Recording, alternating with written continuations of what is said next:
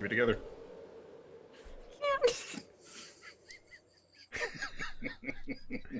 This is just what we do now. I glanced over. I kept going, don't look at V, don't look at V. I look over and I can see you just holding in that laugh. Hey, Internet, it's Jake from Mini Terrain Domain, and this is...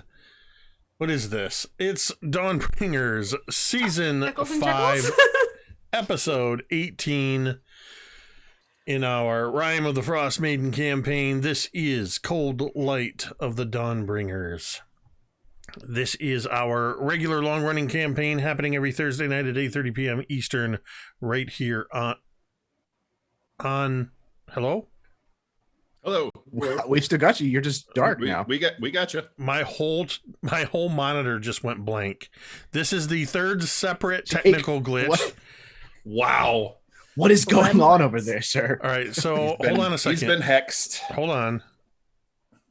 I may have been leaning on the remote, but I don't know of anything that just makes it go dark.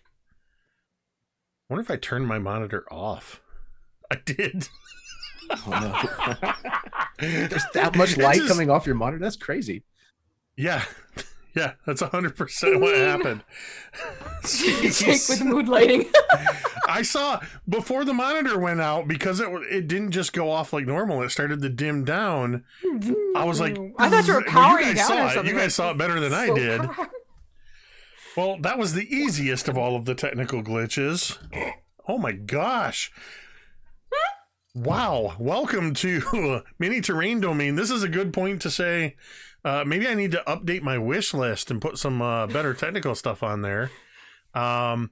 Tomorrow is my birthday, but I don't have a stream tomorrow, so we're celebrating my birthday today with glitches.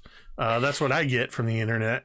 But I'm going to go ahead and just for fun, I'm going to share a couple of links in here. One is for my Amazon wish list, and the other one is for a Ko-Fi that I have going right now to upgrade my Stream Deck. And that's it. You jokesters are getting liches now. I'm throwing all my notes out. I've got a couple lich stat blocks. Actually, for a change, V, I believe your innocent expression, because I can see was the good one. I can see who was behind that. It's all right. I got something for you. Only because she wasn't paying attention. That's all. Okay, fair. Oh my gosh, we haven't even started yet. The chuckles are going. This is good. This is good. Hey. Aren't liches vulnerable to radiant damage? What?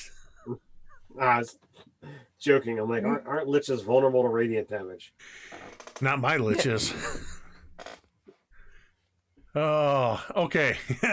Cole Spark says it's time for another 1000 HP dragon. Well, they've got plenty of domain dice to deal with whatever I throw at them. So, all right. Well, speaking of domain dice, let me adjust what I was doing when I accidentally turned off my monitor. I moved a bunch of dials apparently on my microphone when I was troubleshooting. Okay, everything sounds good to me. Hopefully, everything sounds good to you. Domain dice. Domain dice are a way that you in the audience can have a way to affect the campaign, of course. For every 500 bits you cheer, every $5 tip, every raid, subscription, gift subscriptions, all that good stuff goes towards domain dice. Look up above V there when she regains her composure. And you will see 122 domain dice up there. And yeah, that is a way that, well, they can use those dice to reroll, make me reroll all the way up to 5 domain dice for a super critical, which is an automatic double max damage, which the last probably 10 episodes of this season have seen more super crits used than I think the rest of the campaign combined. but that's okay. That's what they're there for. We are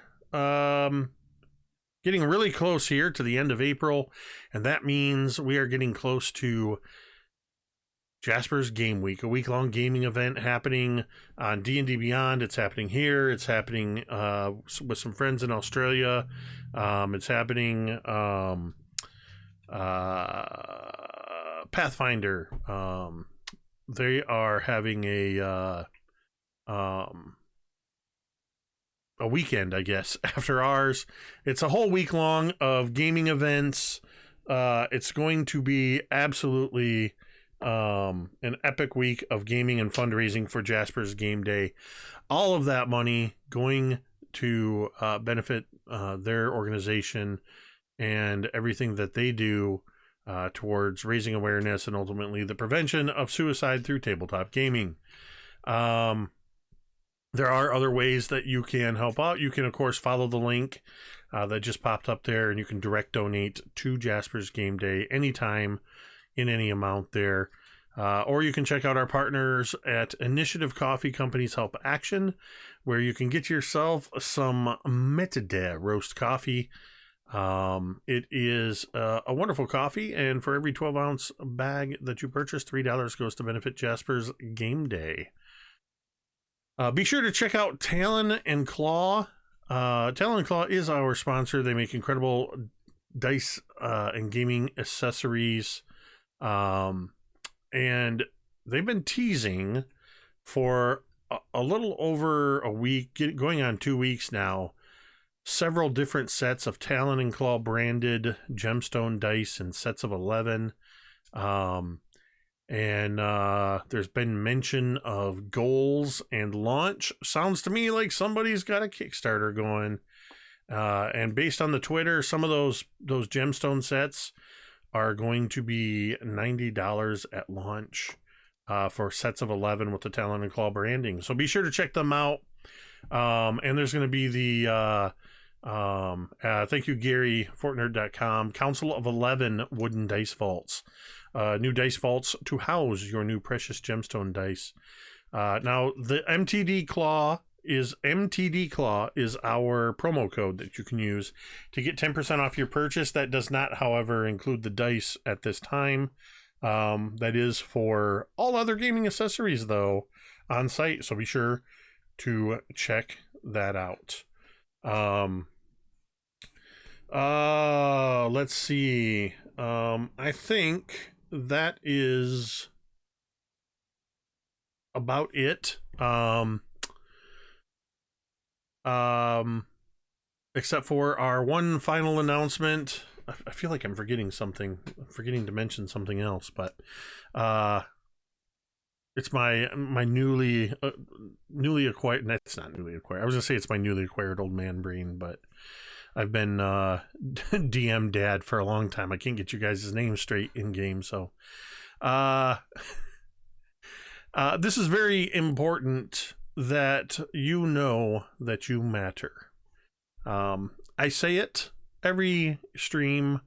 I occasionally make sure to let people know on Twitter and social medias, because sometimes you just need somebody to let you know. And that's what I'm here to tell you today. You matter. You make a difference. And it's okay to not be okay. And let me tell you, I've been not okay for a couple of weeks. I've been struggling just with everything piling on for so long. It's been a struggle. And I am thankful, number one, for having a number of friends that I can rely on. Sometimes just hanging out quietly or hanging out and being silly offline, or having fun in games like this. But also sometimes it just helps to know that there are people out there that care. And sometimes you just got to have your time where you're quiet and you're away from everybody, and I get that too, and that's okay. But what you don't need is to struggle alone. If you feel like you're alone, if you feel like you have nobody to go to, you do. There's lots of resources and ways that you can reach out, and we want to make that as easy as possible. So you can come here anytime, day or night. You'll see it pop up. It's in the chat now. It'll pop up periodically. It'll show up at the bottom of the screen as well. You will see that you can type in !help and a series of phone numbers and text numbers for the US and Canada. And there is a hyperlink for opencounseling.com/suicide-hotlines. That has phone numbers and text numbers for countries all around the world. No matter where you are, you can find a phone number or a text number in or near your country, and it's as simple as a phone call or sending a text message, and you can reach out to trained professionals. And I encourage you to take that step if you need to. So, with that, I think it's time to play some Dungeons and Dragons. It is nice for the first time in a few weeks to have all 5 of you back here again. I mean, it's totally been understandable in every case. It always is when people have to be gone for various reasons, but it's exciting that as they become available, a lot of us are getting our vaccines. I get my second shot tomorrow on my birthday. I'm excited about that. So with all 5 of you here, we'll do a quick recap and then we'll get right back into it.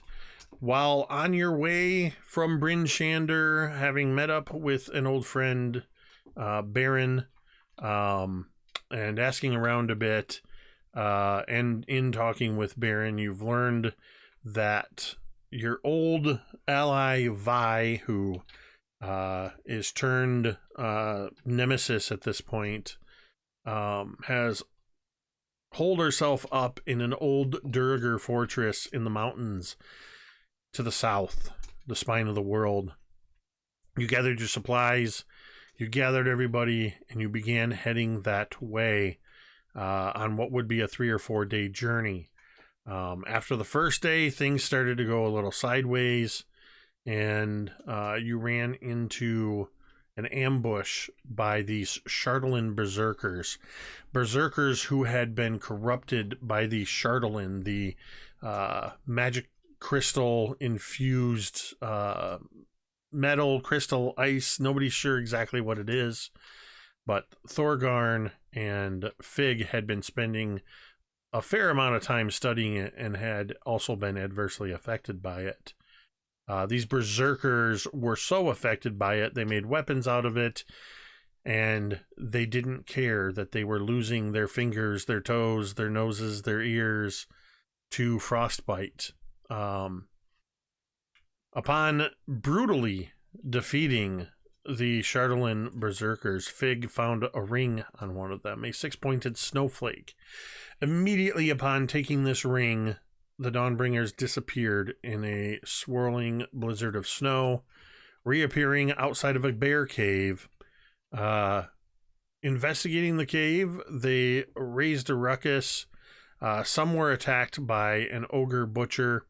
The others were attacked by 2 white dragon wormlings siblings, in fact, that had been raised by the berserkers.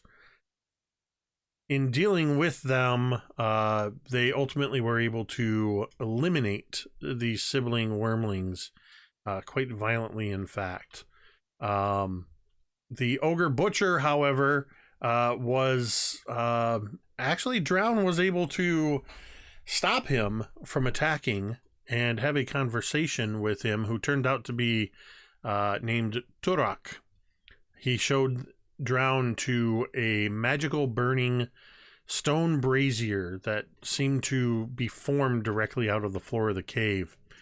Out of this stone brazier, a blue firelight happened, and he told Drown that as long as that flame burned, they would not be able to kill those dragons inside the cave.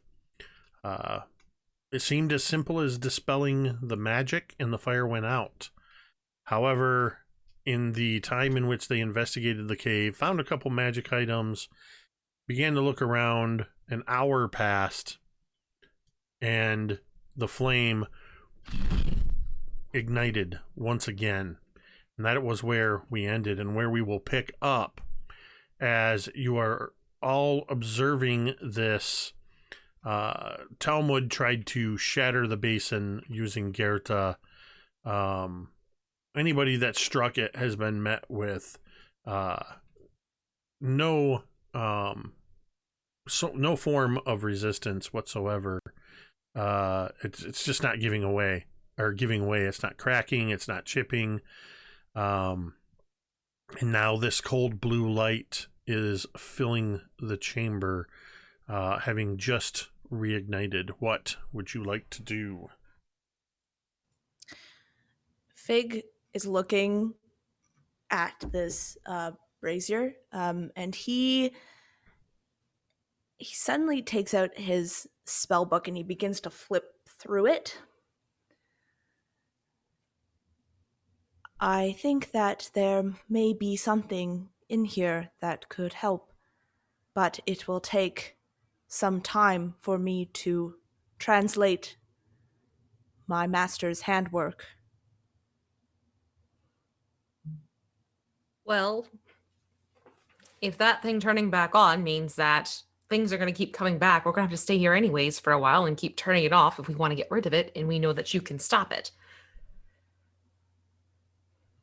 Thorgarn's going to go take a look at the dragon that we killed. Is it getting back up?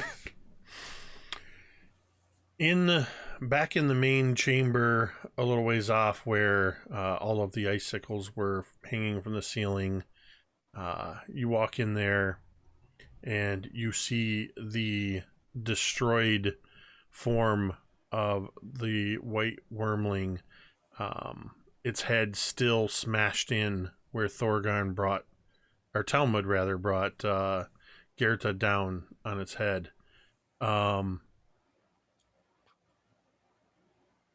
What do you want to do to check on it? Does it look like it's breathing? Does it look like it's moving in any way, shape, or form? You get up close to it, taking a look at it. You see no signs of movement. You hear no sounds of breath. It appears that this dragon is still dead.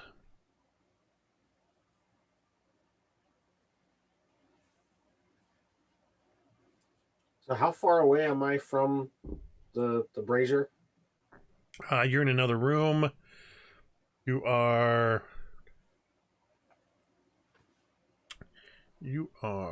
10, 20, 30, 40, 50, 60, 70, about 80 feet or so. So clearly within, yelling distance. So I'm going to yell down. Dragon's still down. I'm going to keep an eye out. Jake, is there fuel for this fire? Like, is it burning something? No. Or is it just a naked flame in the bottom of this brazier? In fact, Drown, you would have seen when you had put the fire out that the stone basin itself was completely empty. There is nothing in the brazier. The flame simply erupts from it. And more so for Jeremy, who wasn't here, just as a reminder, as this blue flame burns, every once in a while, you see in the flame and the smoke that rises up from it, you see the form of a woman. Every time she's in a slightly different pose. And the ceiling of this room is just tons and tons of tiny icicles hanging from up above. Is it giving off heat? Like, is it, if we put something in it, does it burn? You can certainly try. Nobody's put anything in the fire yet. Yeah, these people are berserkers. I'll just go over and cut off some of their hair and just hold it to the flame. I don't think there are any actual berserkers here. Just the dragons. Oh, okay. Nope. Yeah, you guys did not encounter any berserkers in this place. Well, then while Thorgarn's not in the room, I'll cut off like a small portion of my beard at the very bottom and hold it to the flame. Well, Thorgarn's not in the room. I love it.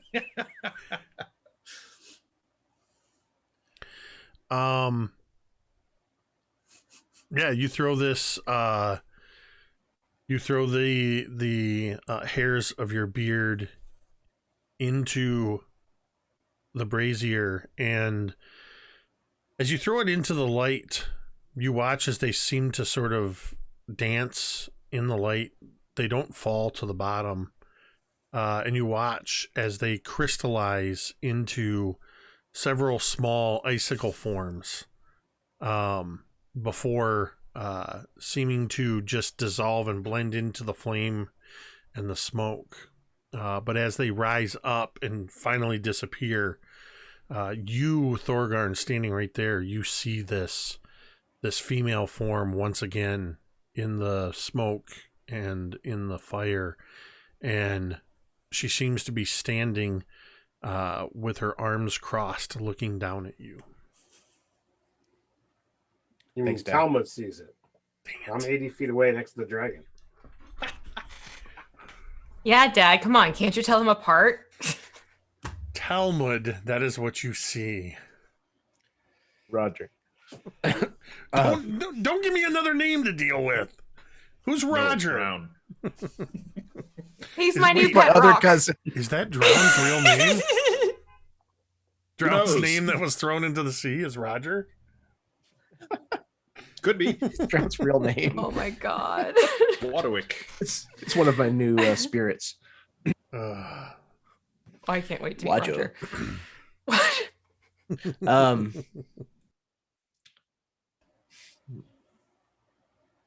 Roger. You guys, I almost forgotten all of that to give you a domain die. We got another lovely. subscription. Thank you, Cajun Kevin, for 22 months. All right. Would we Fig, have if like you- an? Oh, sorry. Go ahead. I was gonna say, Fig, if you think your magic can cease this, then I think we should camp until you can prepare the proper spell. I can move the stone, manipulate it, it looks like, and he's like, you can see he's already like trying to decipher this spell. If you think that that will can Fig look at this and look at the spell and look at the brazier, and can he make some sort of maybe like an arcana check to see if he thinks that the spell will work at dispelling it?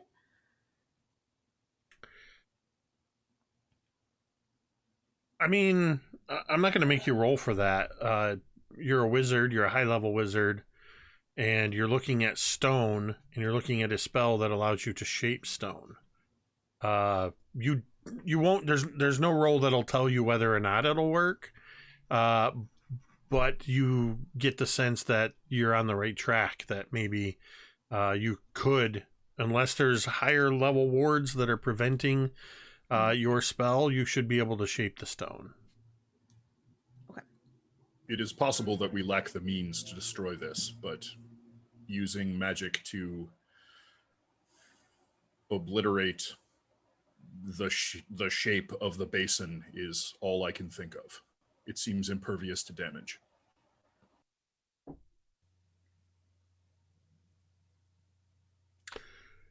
I'm gonna go outside and fill like my shield. I'm gonna fill it with snow. I'm gonna bring it back and I'm gonna fill the brazier with snow. Okay. You are able to do so easily enough. And as you start filling in, and it doesn't take much. This isn't a huge brazier. You put all the snow in and watch it sort of fill into it. And for a few moments, it seems to almost glow and take on the light of this blue brazier, as if the snow is burning like coals in a traditional fire. And it seems to be consumed in the same way as wood or coal in a traditional fire. If anything, the fire seems to be a little bit brighter. The image of the woman seems to persist a little bit longer whenever you see it form. And it's irregular intervals that you see this shape. It's not at all dissimilar to when Cantriel had the pipe that allowed you to tell stories that she gave to the halfling boy back in Bryn Shander, where it sort of coalesces into the form of this woman and then disappears. Fig, how long does it take you? Will it take you to transcribe that level of spell? Oh wait, I think it's a. Do I have a thing? Or is that something that you just have to swap out when you take a long rest? Yeah, I have to just swap it out when I take. Okay. But the time is halved actually, because it's a transmutation spell, and I'm a transmutation savant. That's for scribing it into your book. If it's already in your book, that doesn't do anything.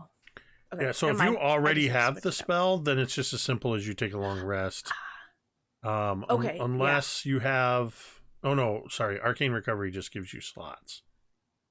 Mm-hmm. So, yeah, you would have to take... then, just a long rest. You would have to take a long rest. And it's actually been...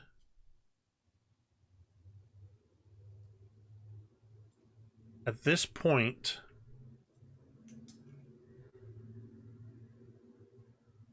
Yeah, it's probably been long enough. I was trying to remember, because you guys left Fig's Fabulous Fortress and started traveling.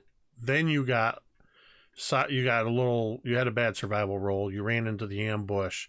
Quite a few hours had passed in that time frame. So I had forgotten that you had traveled for a little bit before that. I was going to say you've only been awake for like 3 hours, but you've had a pretty good day. You've had at least a couple of fights.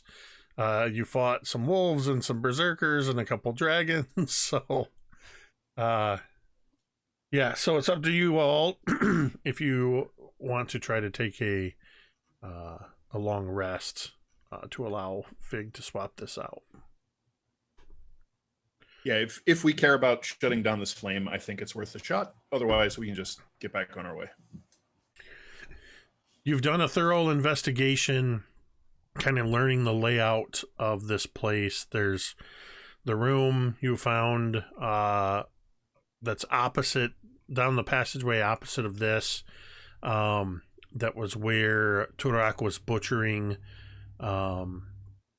the snowy owl bear. There are quite a few pieces of preserved meat in a small antechamber from that of various creatures. At this point, you can't really identify what they are other than just meat. There's another chamber that does, when you continue to the sort of northwest, there's some wood planks that go over a narrow, about 10-foot wide chasm. There's a rift in this cave in the ice that seems to drop down in the darkness. But there's a largest room in there with quite a few bedrolls. The berserkers weren't the cleanest, but their bedrolls are in there nonetheless. And that's where they slept. As a reminder, outside of the cave right now is where Baron and Hermes are with the 2 sleds and the 6 dogs and all of that stuff.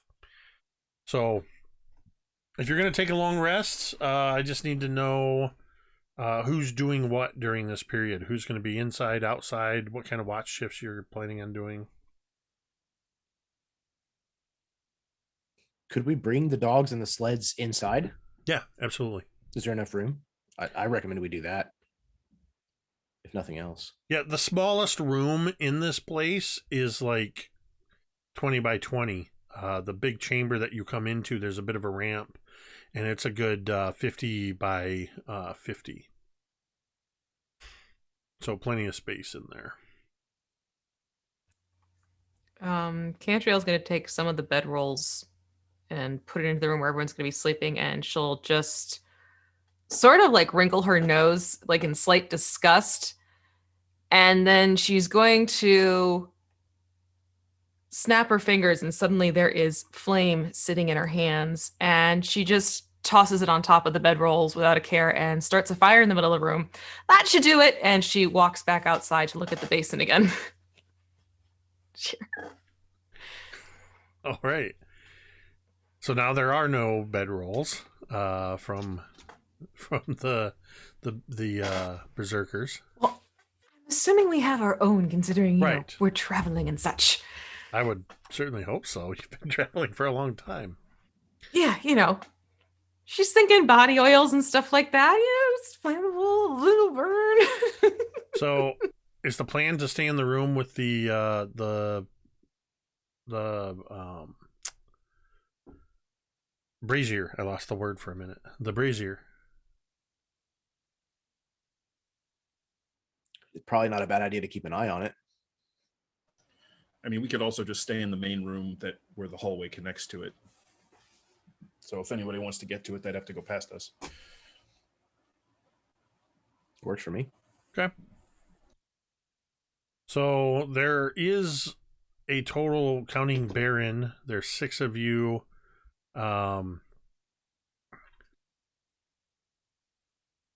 Is everybody going to stay in the main room then?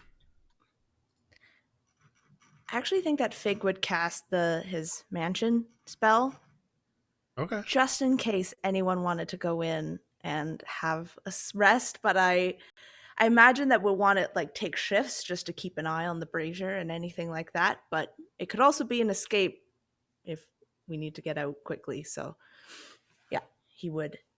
There's a door that suddenly appeared. Like Fig's like I imagine he's like transcribing this spell, and you just see he just like holds out a hand, and all of a sudden this like door just appears.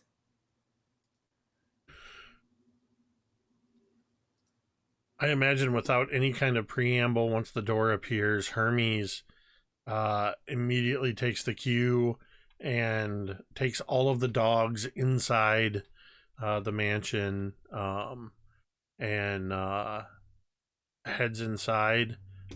Who plans to stay outside? Do you plan to do it in shifts?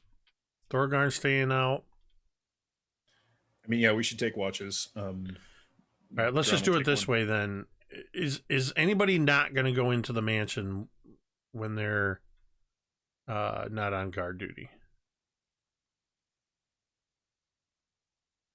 Okay. Who's got the first shift? Talmud is taking the first shift. Talmud, where are you in relation to the brazier? Are you going to stay in the room with the brazier? Are you going to stay outside the door to the fortress? What are you going to do? So, if we're staying, where did we put the door to the mansion? Fig would have put it in the main room, not in the mansion, or not in the brazier area. Okay. So it's main room, and then brazier room is off of the main room? Correct. Sounds like. Okay. In that case, I'd like to find like a somewhat of a dark like corner or recess or something in the main room, from the entrance side, so that if somebody were to come into the entrance, they wouldn't immediately see me, and just kind of hang out there. Okay. Easily done. There's a large stone pillar that sort of rises up in the middle, forming a natural support for the ceiling of this cavern. So while you're on this watch, Talmud, go ahead and make me a perception check.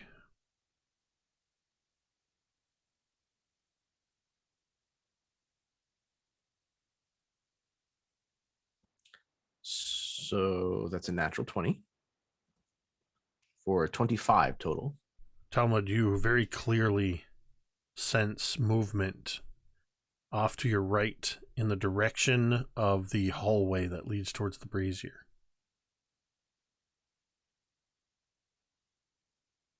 You didn't hear anything, but you just saw this. Something moved.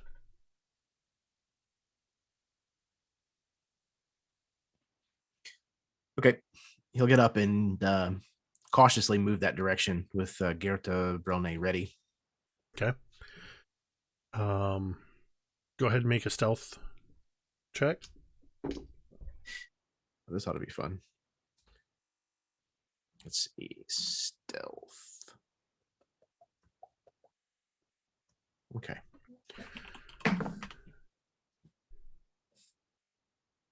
Uh, 14. Okay.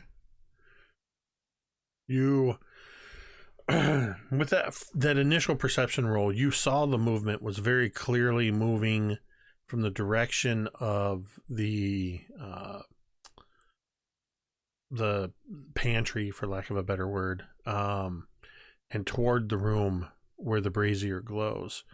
As you head down this hallway and you come to the intersection, you look to your left, and that where the brazier is, you can see the flickering blue glow, just as it has been all along. But you see a shadow pass in front of it. There's somebody in that room.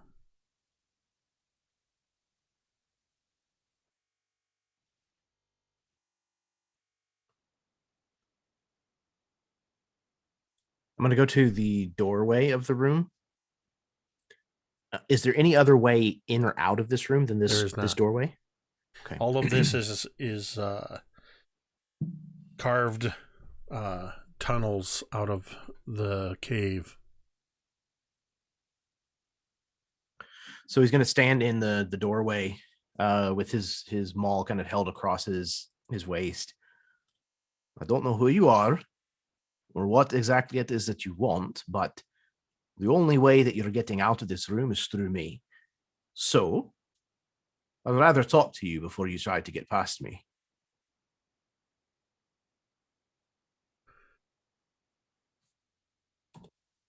Talmud, make a wisdom saving throw. There was an attempt. Oh my God. I just rolled another 20. All right. It'd be a good night. Just check something. You had two crits last session too. So what was the? I'm not going to complain. What was the? Sorry, with this, I have the key. For wisdom, the total would be 20. Oh, okay. You don't got to say it like that, man. Well, and that is a fantastic. That is a wonderful saving throw, especially for Thorgarn. Damn, Talmud. You were close. Especially for Talmud. But in this case, it's not enough. Oh. It is a fail. Okay. As you hear a voice.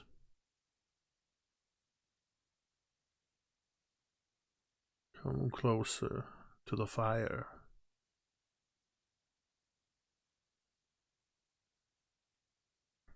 Come, stand next to me. I'm assuming the failure means a compliance type situation. Yes, okay. You are being compelled towards this fire. So, yeah, he kind of like relaxes his shoulders a bit and lets kind of the head of Gerta kind of fall and just kind of drag behind him at his side as he lumbers forward towards the brazier. As you step into the room, the fire seems to be glowing brighter than you remember. You see behind the brazier. The brazier is not in the center of the room. It's sort of towards the back side of the room. And there's only about maybe less than 10 feet between the brazier and the wall. And you see what looks like a curtain of snow or ice. Something vaguely familiar about this curtain as it shifts, and a 7-foot tall hunched form of Auriel the Frostmaiden. Her head like that of a large snowy owl, 2 massive horns curling down, her arms extending into long clawed fingers, standing on cloven hooves, with snow draped over her shoulders like a cloak.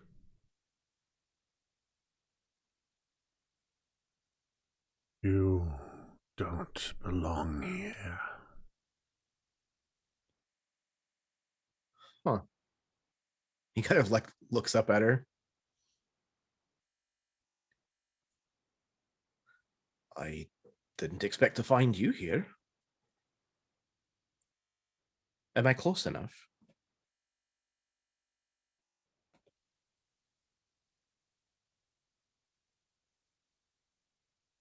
Do you love her? A gnarled, clawed hand reaches towards the fire, makes a twisting motion, sort of drawing something in the flame, and you watch as a female form rises up. This one different than what you saw before, as you see the smiling form of Yesha rise into the fire. She seems to be talking to somebody. This looks like you are seeing an image, as if you're seeing her in action somewhere. She's talking. She has a smile on her face. She seems quite happy. So with this failed save, am I compelled to any kind of like truth saying or? This is, for all intents and purposes, a very basic charm that has just compelled you to see this person, whoever you're talking to right now. You see them in a non-threatening way. That's all that you are really compelled towards. Okay, so no longer seeing this creature as a threat, I think Talmud would, without hesitation, say, "Aye, of course I do."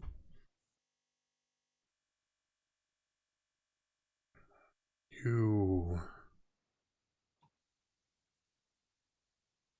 would see no harm come to her. No, I would very likely kill whoever did so. You would try. Well, I mean, yes, but so far, every time I've tried, I've succeeded.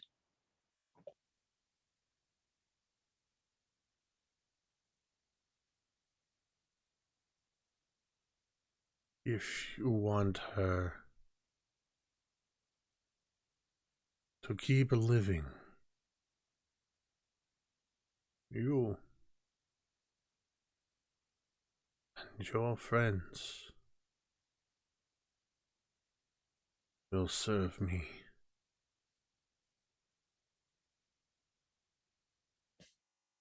Well, I mean, the thing is, we're kind of free agents. We don't really work for anyone, honestly. Some of us have an attitude problem, to be truthful. As you're talking, you see the clawed form, the clawed hand of Auriel reach through the smoke, and it seems as if her clawed hands are wrapping around the throat of Yesha. In the vision, Yesha is lifting a wooden mug up to her lips to take a drink, and in the same moment that the Frostmaiden puts her hand through this image's throat, Yesha, you see her making a coughing motion, and she seems to be to drop the cup and is struggling to catch her breath. I think he starts like a half step towards the brazier, with like a hand out, and then kind of stops for just a second. What is it you want?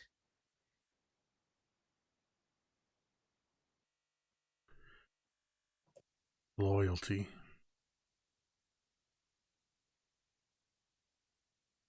Servitude.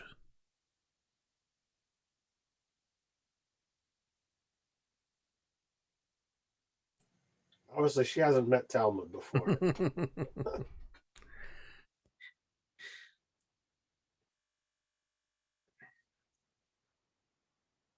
I want you to kill.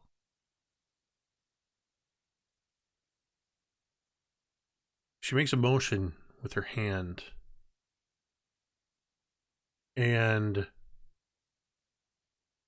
you see that the form of Yesha, somebody steps into the image. And you see the half-elf, young half-elf, whose name completely escaped me for a moment, who you first met when you went to Lonely Wood. He steps in and he sort of takes her hand and pats her on the back, and she seems to be recovering her breath. The hand makes a dismissive motion, and the image of Yesha vanishes. And a new form, this one also familiar, rises. You see Vi. Her face seems to be lit from beneath, and her eyes are wild as she's looking around. She almost has this look as if she knows she's being watched, or she's just generally paranoid, as she's just seems to be looking around constantly.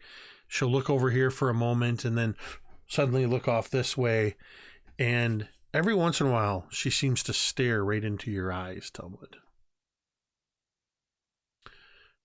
Talmud, I want you to make me another wisdom saving throw.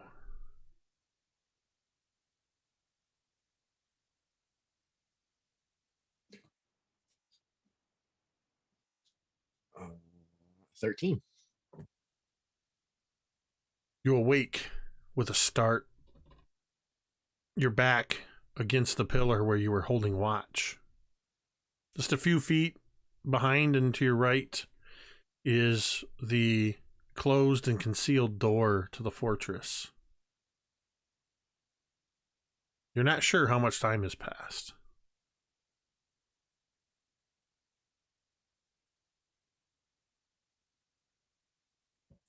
He's going to immediately kind of clamber up to his feet and grab Gerta and run to the room with the brazier in it. You do so, you run into the room and you see the glowing blue flame dancing around, and every once in a while you see the form, the silhouette of a woman in there. There's nobody else in the room.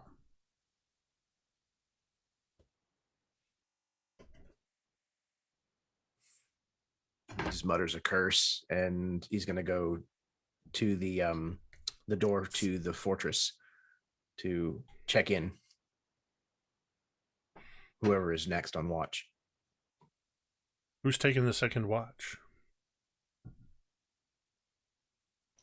Dron will take second.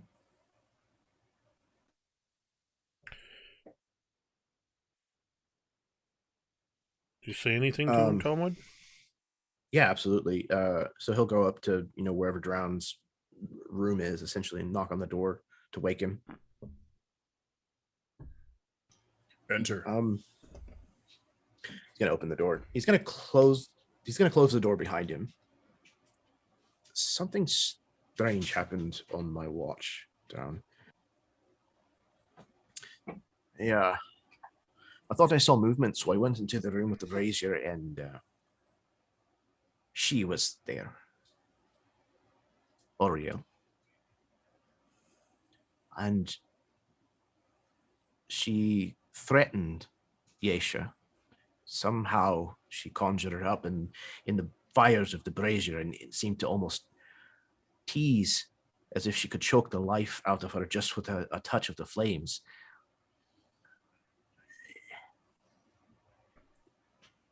But before I could do anything, I woke up and I was back where I was before I saw any movement.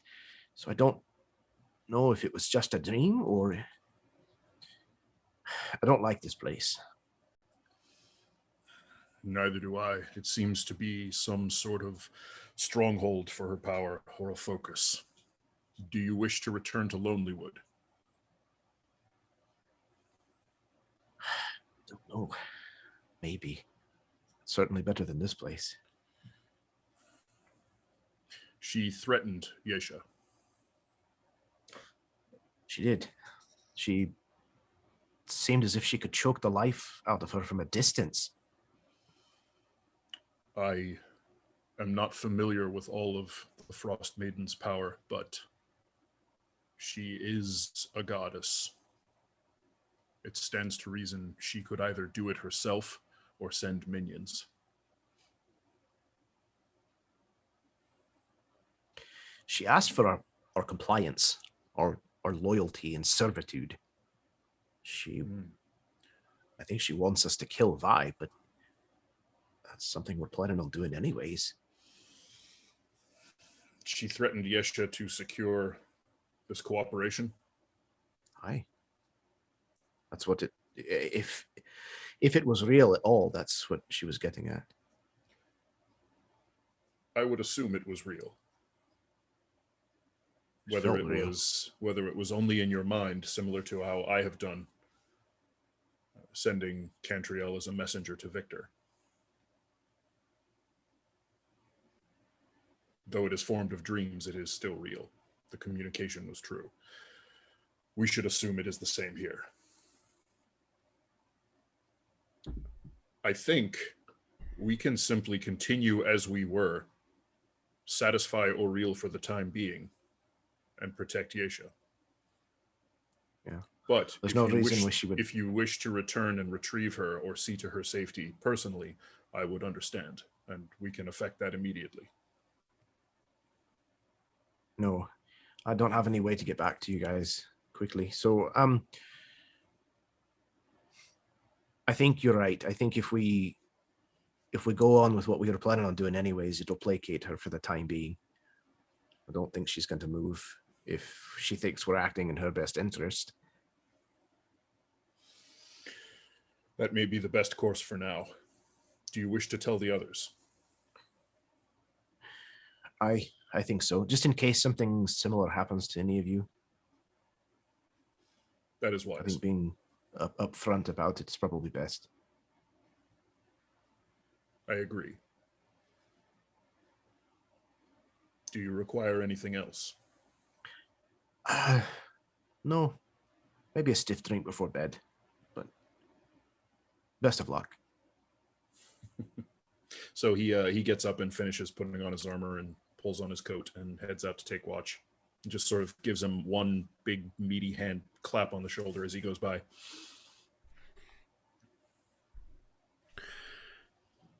As you head outside Drown, where do you take up your watch? Just at part of the cave where he has good sight lines on the entrance and the tunnel to the brazier. Okay. Go ahead and make me a perception check. 12.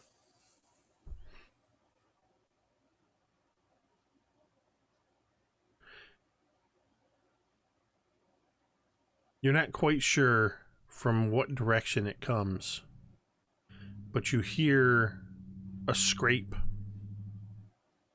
Something scraping on stone and ice. You have just enough familiarity with this sound to recognize this sounds like talons on stone. All right.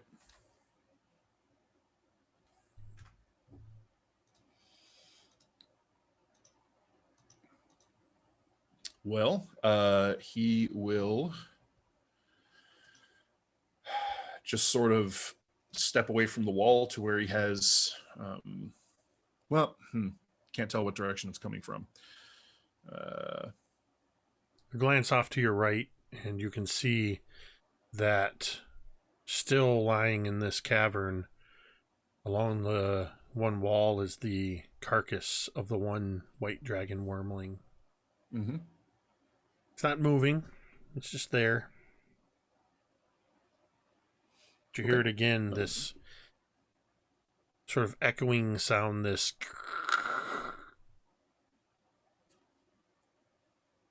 scraping of talons or claws against claws against stone. All right.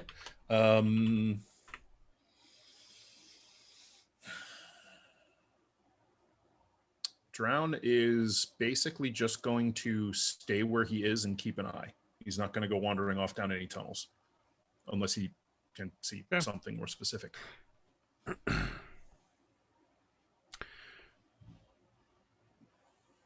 How are you passing your time on guard? As you're just keeping an eye out?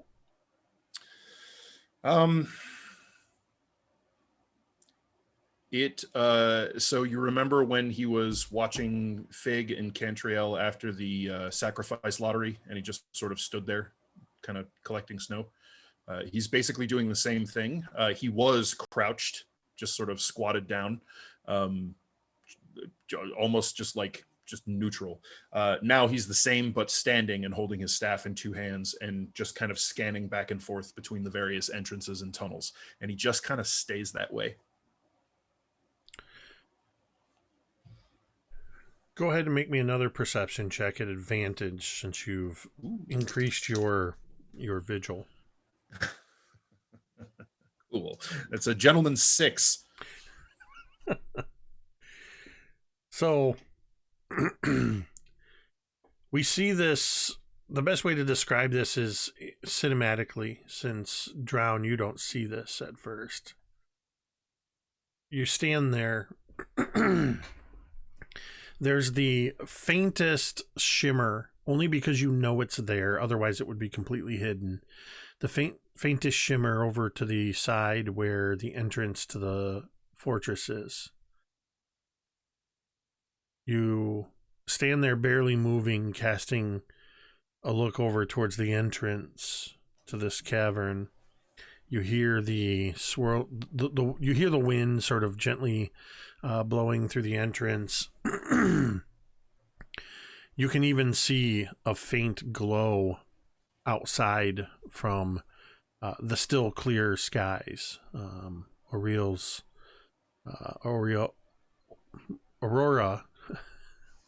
Oh, that was a very bizarre, almost Freudian slip.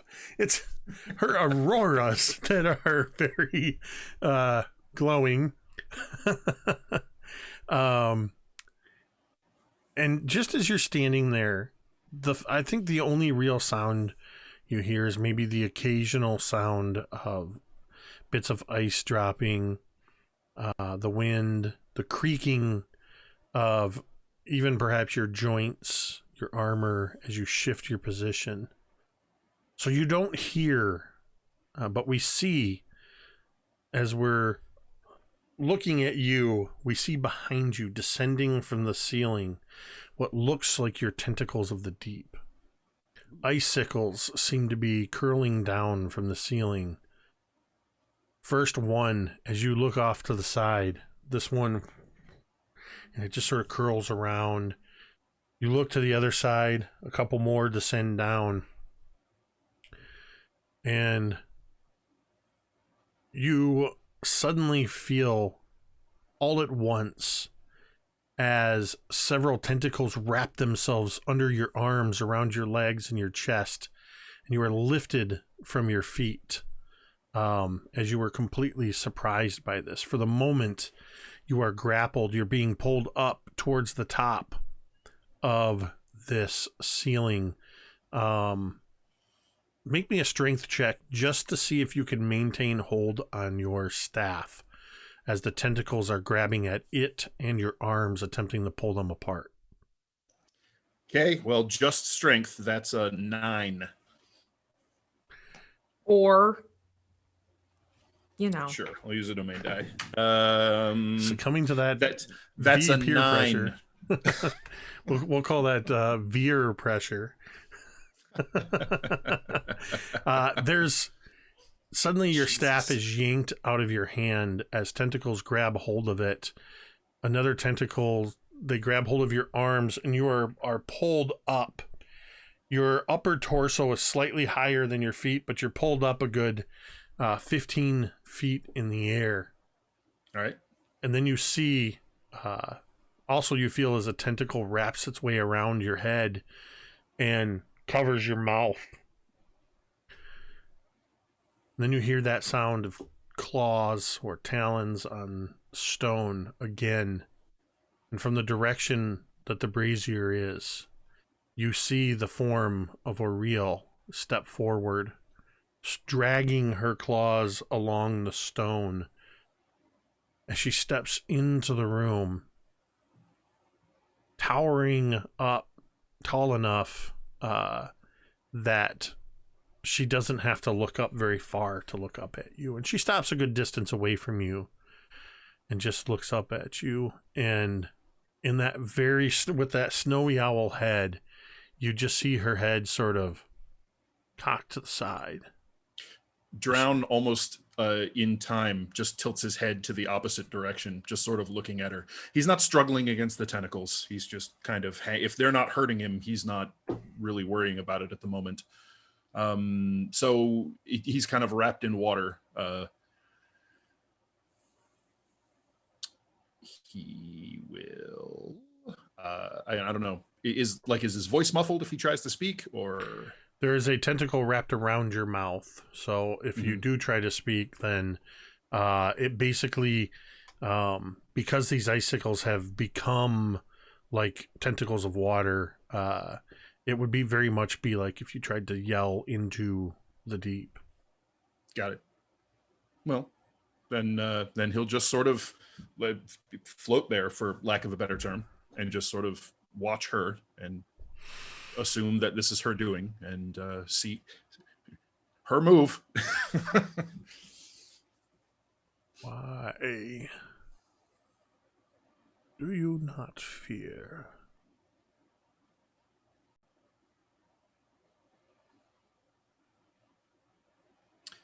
He'll go ahead and try to speak and just assume that she can hear or understand him somehow, and say, "You threaten me with the source of my own power.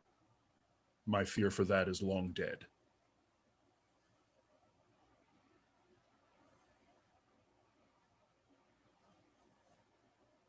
You are an enigma.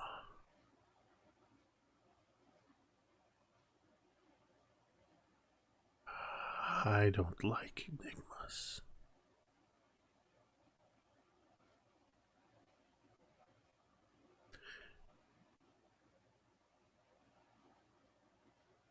She stares at you for a long moment, her head occasionally cocking side to side. She draws her hand along the one wall. Though she pays no attention to it, perhaps not even knowing it's there, she's very close to where the entrance to the fortress is. Mm-hmm. As she brings her hand up against the wall and moves it, you watch as snow and frost and ice on the surface begin to melt and run in rivulets down this wall. And you can actually see that the water is along the edges. It's as it pours down, it seems to be spilling back up to the top, and she's created this sort of recirculating wall of water. She dips a single talon in the middle of it, and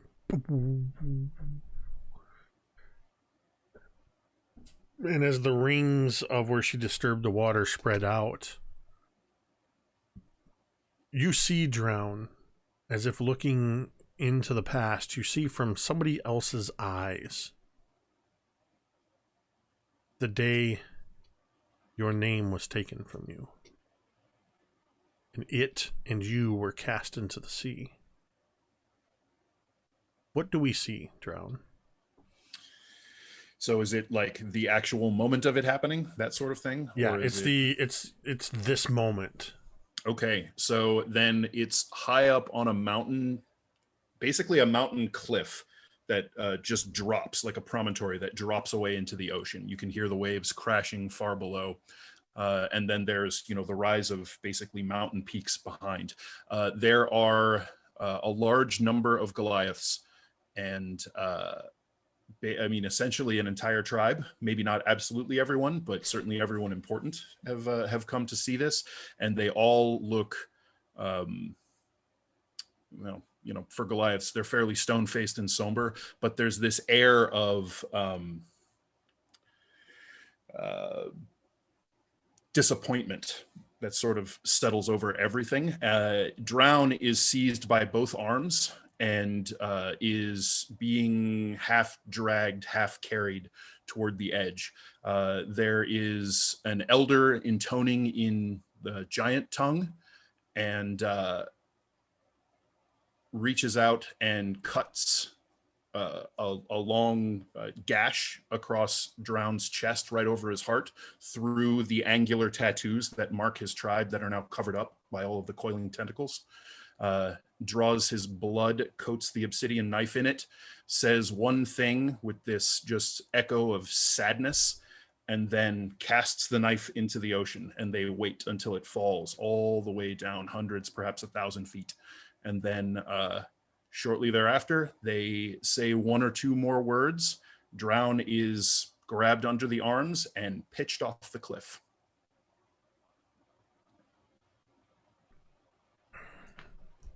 As you watch from this other perspective, as your body is cast into the sea, the perspective shifts, and it's as if we are now seeing through your eyes. You are reliving this moment from your own perspective as you fall all this way into the cold darkness. And this pool of water on the wall, it grows completely dark. And then we see a single point of light that begins to grow. And at a certain point, as it grows larger and larger, Auriel's form reaches this clawed hand into the wall of water and pulls the light out. As it withdraws from the water, you see the obsidian dagger. She pulls it and holds it in front of her, looking up at you, suspended from the ceiling. The blood, your blood, still coats this dagger. She holds it up, and with her other hand, she makes a motion, and the blood begins to flow off of the dagger into the air and coalesce into a sphere that she doesn't so much hold as she just makes a grasping motion, and it seems to hover. Awesome. And she draws it near.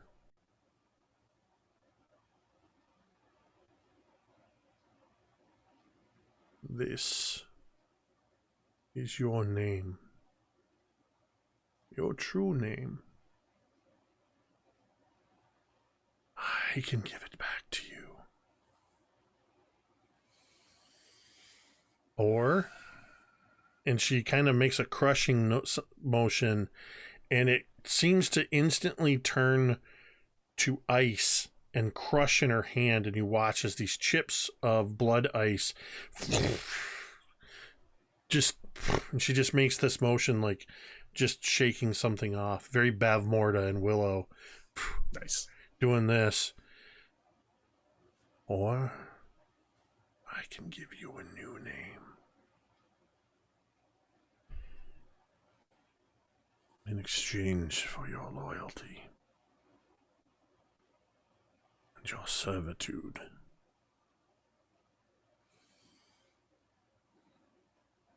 Make me another wisdom saving throw.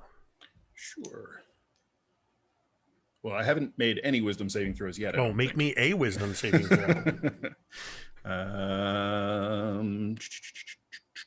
19. You feel all of the these tentacles of ice and water begin to tighten around you and hold you in an embrace, a cold and familiar embrace.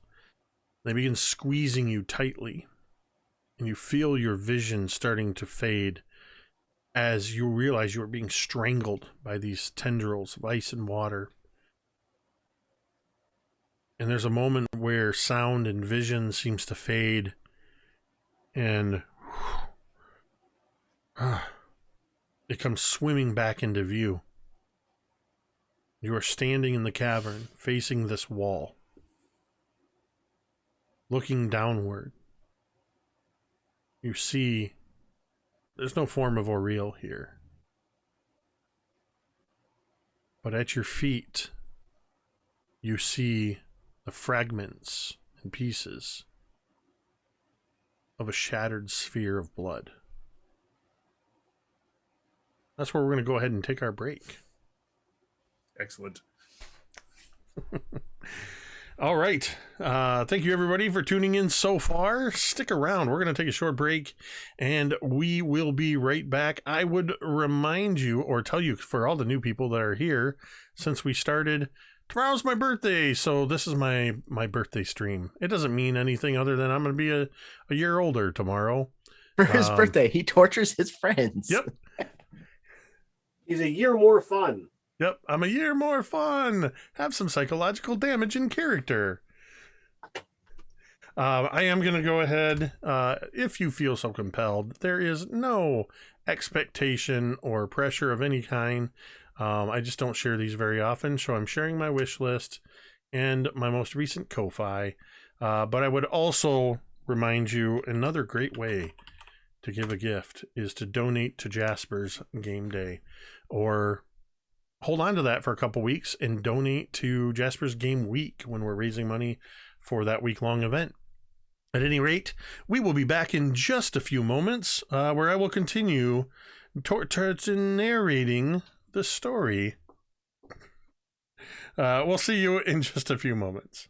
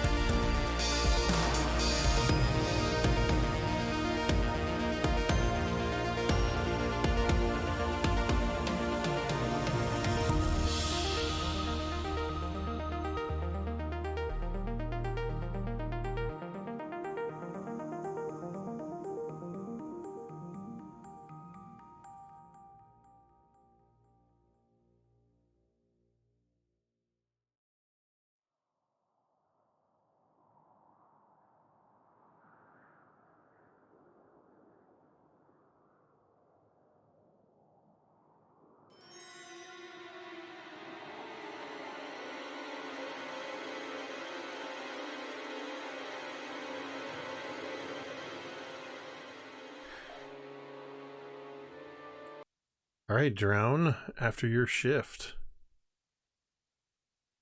what do you do?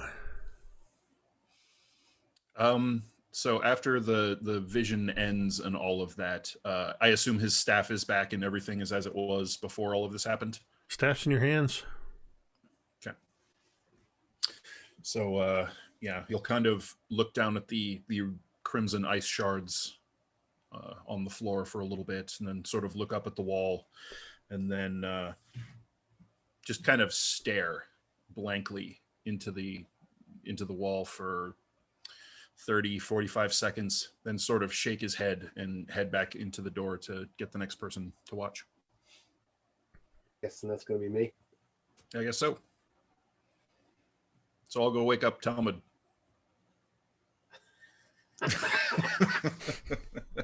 Nice. Well played. Yeah. Well played. We'll go knock on Thorgarn's door. Grumble, grumble. I guess it's that time. It is your watch.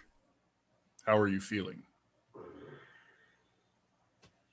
Well, I gotta say, there's definitely been some inclinations towards heading over to Fig's Hat, but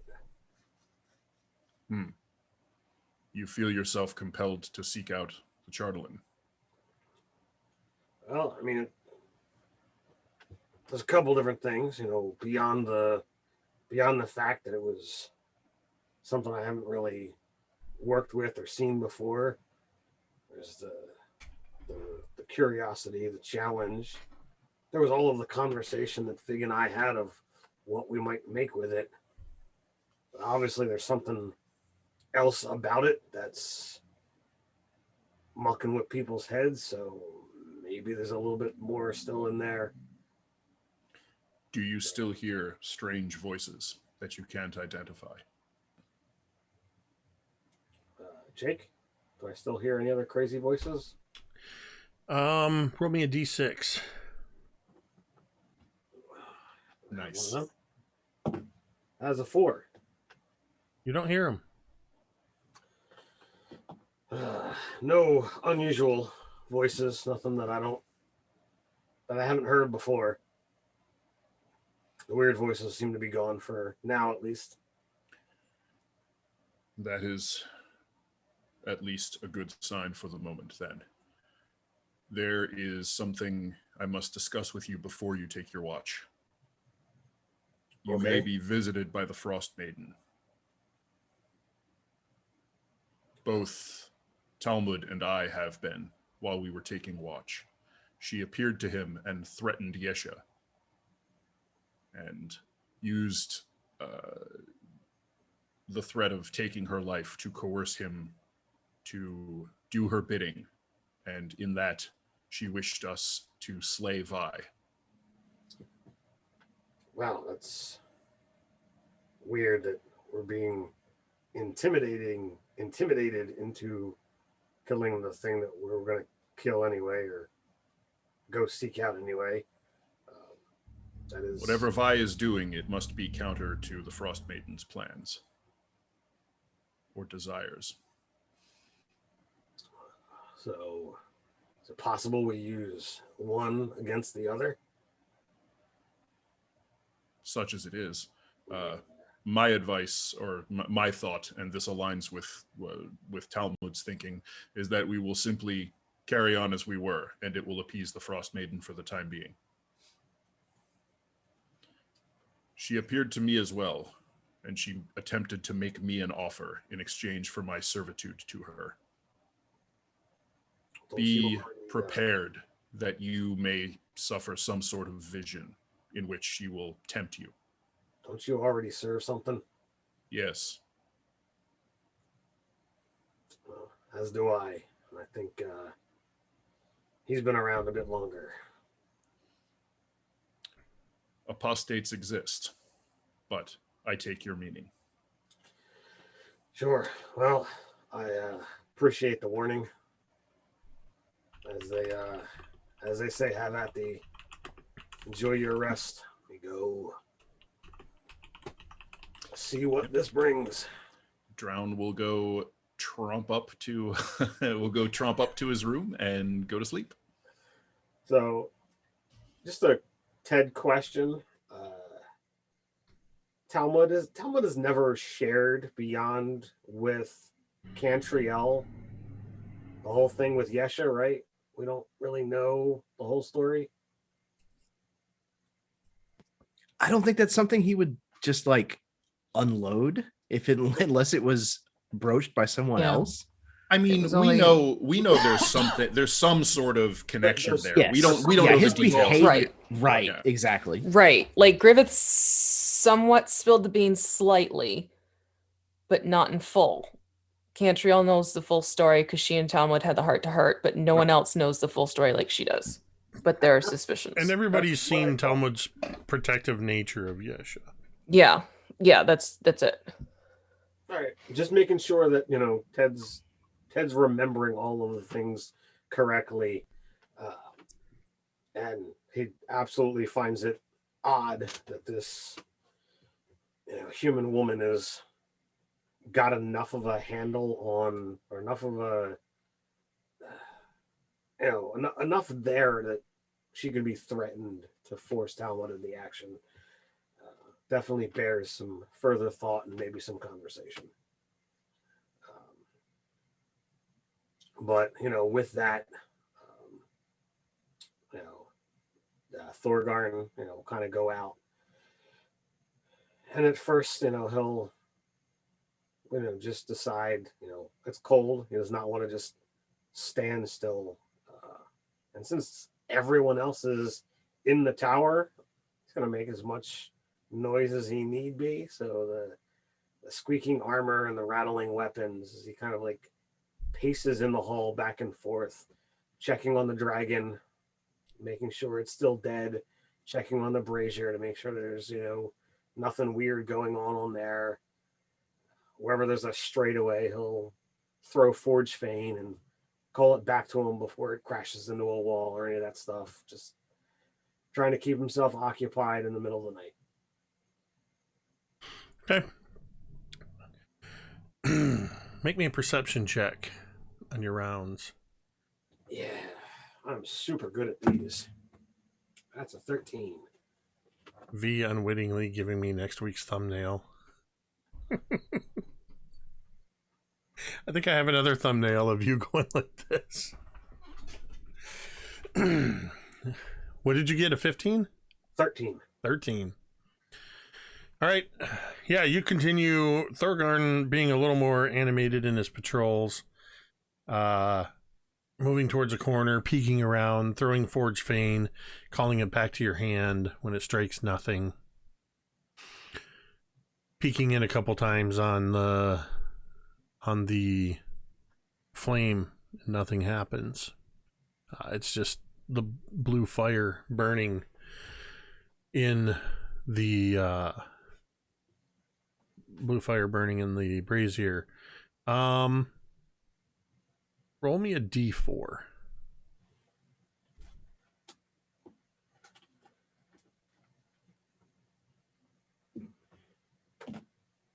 That's going to be a 4. You're coming back from patrolling these different avenues off of the main pathway and the 4 passages that lead to the main chamber, the brazier chamber, the berserker sleep chamber, and the pantry chambers. You make a pass back towards coming around a corner to go into the main room. Once again, throwing Forge Fane. You throw it into the room. You hold your hand out, and it does not return to you.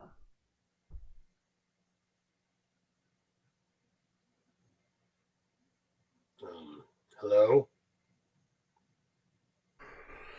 There's no answer. I'll head off in the direction that I threw the hammer. You walk once again into the main chamber. And there you see 2 things that might surprise you. First, you see the snowy owl form of Oriel the Frostmaiden, standing there with her hand outstretched. Forge Fane, you can see it trembling in the air with the energy of the throw, but it's completely frozen in place. Very reminiscent of in The Force Awakens when Kylo Ren freezes that bolt in place. You just see you can actually see magical energy sort of arcing around it. The other thing that you see is standing directly in the path of Forge Fane is a completely non-transparent, non-spectral form of Father Griffin.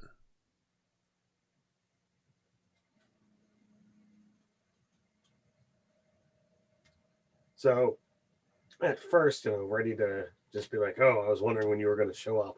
So like he begins to get maybe a word or word and a half out before he actually sees Father Griffin, and he'll just like stop dead in his tracks.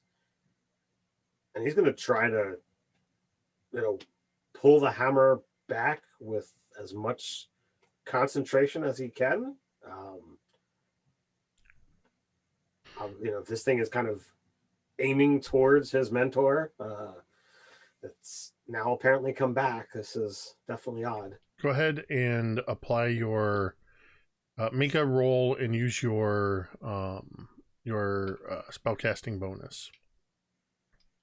So just a wisdom check, or with proficiency? Yeah, with proficiency, your full spellcasting bonus. I'm gonna use a domain die because 8 is not good. That is certainly better. That's going to be a 24.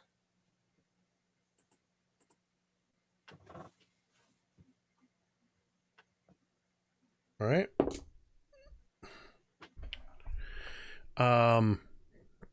You reach out and there's a crackling of arcane energy, and you actually see what looks like micro fractures appearing in the head of Forge Fane. Arcane light begins spilling out. You're pulling with all of your might against whatever force is holding this thing aloft. And suddenly, it breaks free and Forge Fane comes flying back to your hand. There is a fluttering of the snow cloak of the Frostmaiden as she steps forward. A single step, putting her behind this seemingly corporeal form of Father Griffin. Talons at his throat. You are stronger than you look. It's that dwarven heritage. Gets you every time. I thought you were going to appear. Why are you clawing at his throat?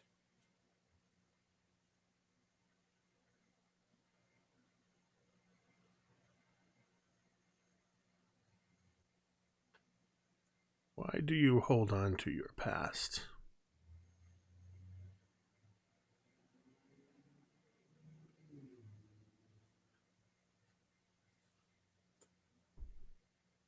Well, part of me feels it's my fault.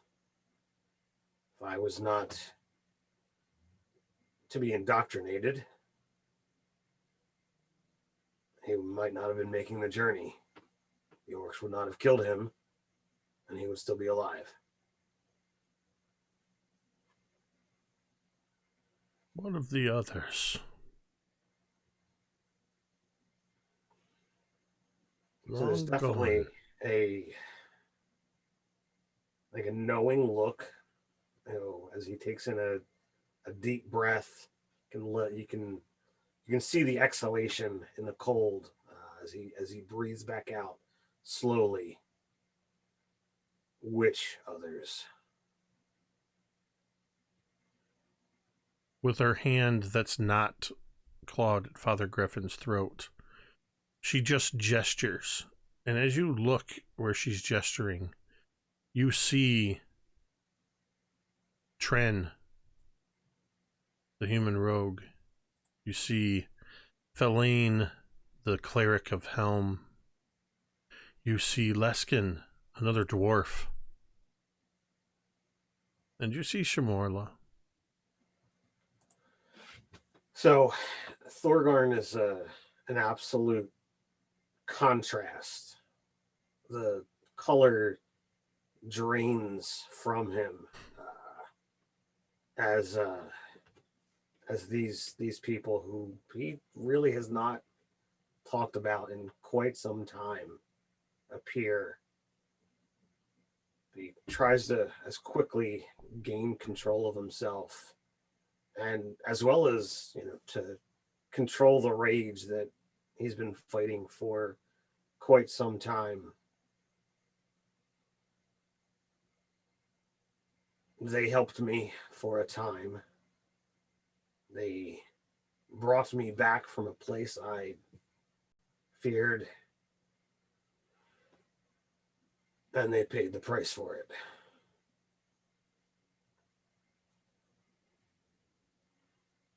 All around you, your past is littered with the lives of those who once called you friend. Yes. Memories. Souls.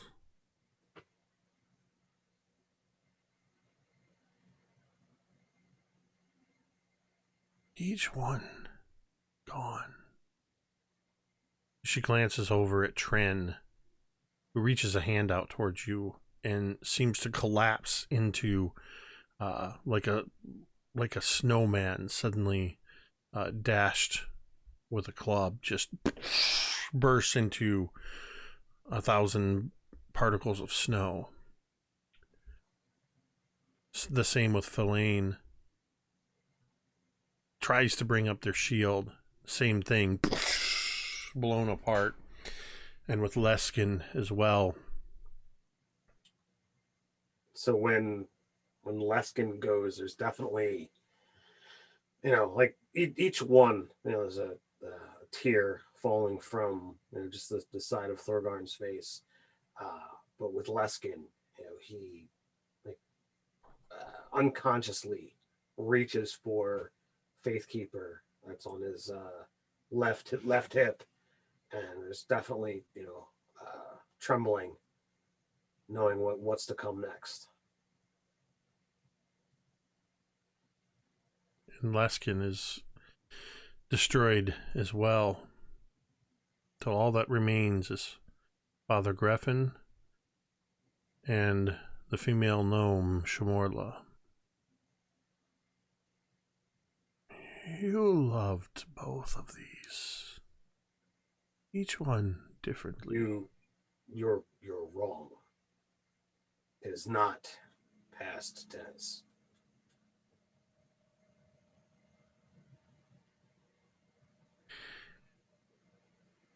You see the head sort of cocked to the side. Do you even understand what that word means?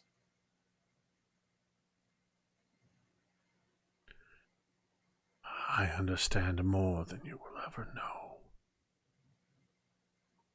I can give you one of them. I can bring them back.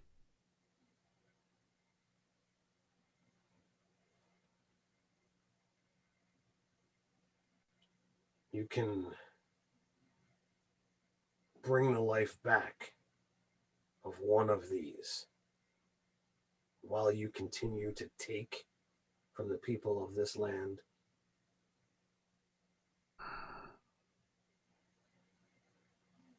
It is not freely given. You must serve and obey. Obey. Have Worship. worship. Right. Have you had a conversation with Moradin about this? I do not speak to Moradin. Yeah, and there's a reason for it. He is beneath me. He is beneath you.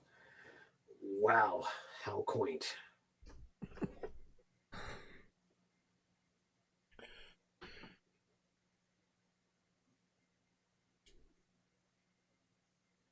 There is little I have seen that you would call your domain that I feel is worthy of worship.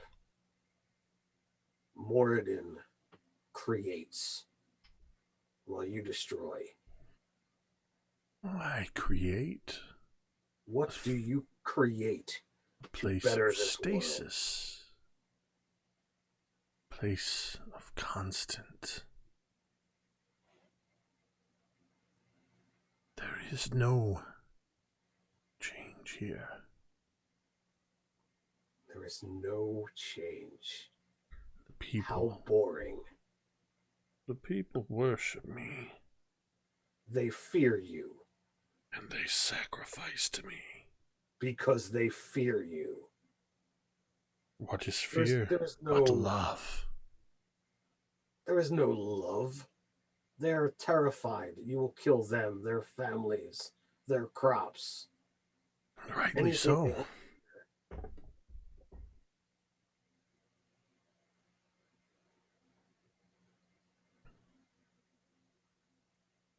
You don't want your love returned to you? I do, but it will break my heart to do whatever it is that you are going to do. But to bow to your ways. The I people would willingly become- sacrifice themselves to me, and I stay my hand. But if the interloper is allowed to continue, they will all die. What is this interloper, and what is it that they do that disturbs your plans?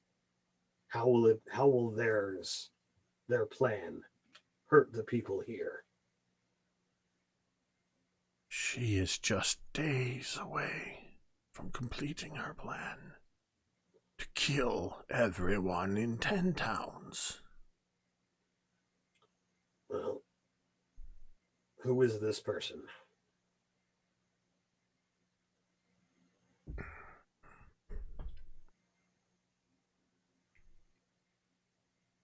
She looks over to the side, and between Shamorla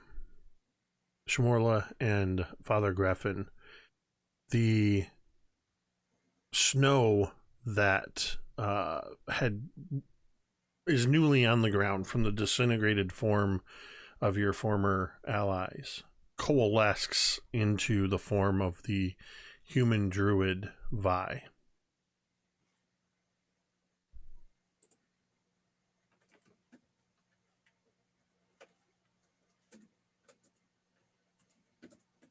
She is the one.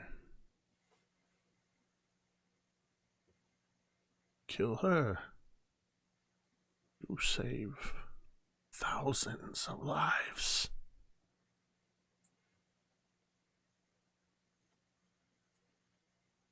I will speak with my companions about finding this person and putting a stop to their plans.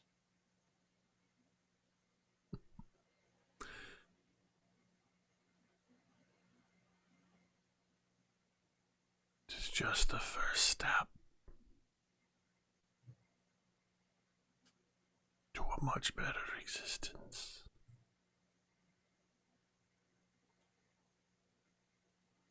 Many things are. Make me a either a persuasion or a deception roll if you're trying to pull one over on her. Well, I believe they're both the same role. But Thorgarn's not really a liar, so I'm guessing this is just persuasion. Yeah, I'm gonna use a domain die because a total of a 2 just pitiful. So I'll take the 11, although I don't think that's gonna have any chance of convincing this goddess, god thing.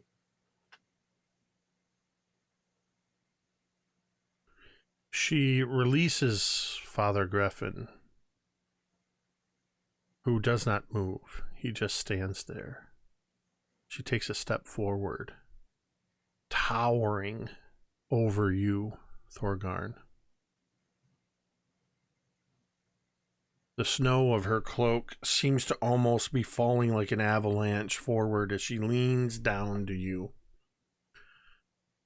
getting really close to you. You do that, dwarf.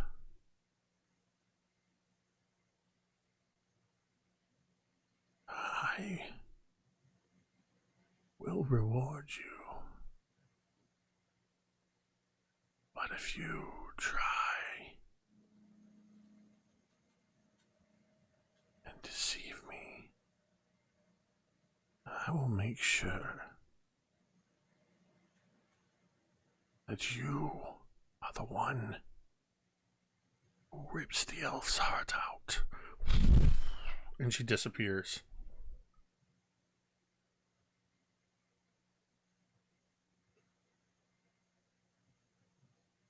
You are standing alone in this chamber. Thorgarn will just kind of collapse to the ground and just take a couple of minutes and allow the emotions to, bubble over, and he goes through the entire spectrum of rage and crying and all of that before finally getting up and, if need be, just shoving snow in his face to, cool himself off before, he patrols for a little bit longer, gaining more composure, and going into the tower to find out, who's next. Cantriel at this point would be like up and moving. Her 4 hours are good and done. This will be the last shift, because this will be about 8 hours at this point when you complete your shift. If you complete your shift. Bum, bum, bum. So Cantriel, number 1, is super perceptive. There's no hiding the varied emotions on Thorgarn's face when he comes in the tower. So there's been some development while you've been trancing, both with Talmud drowned and then now myself. That frosty bitch has appeared, tempted, tried to persuade us to serve and worship it. So well, now she gets to deal with a fiery elf. So if you're gonna go out there and watch, I would be prepared. She will use whatever is in your past against you. Well, let's see. Golthias already did a grand job of that one. Yeah. But you go get some rest. Yeah, I definitely need that. Just be on guard. Doesn't seem as if anything she is doing is affecting long-lasting things. But she wants us to go kill Vi. She says that Vi is enacting a plan to go kill all of 10 towns within the next several days. I said that we would stop Vi's plan because, let's face it, we were already going to do that anyway. Right. And let's face it, we're the kind of folk that would stop someone from killing all of 10 towns anyway. But I'm not doing it for her.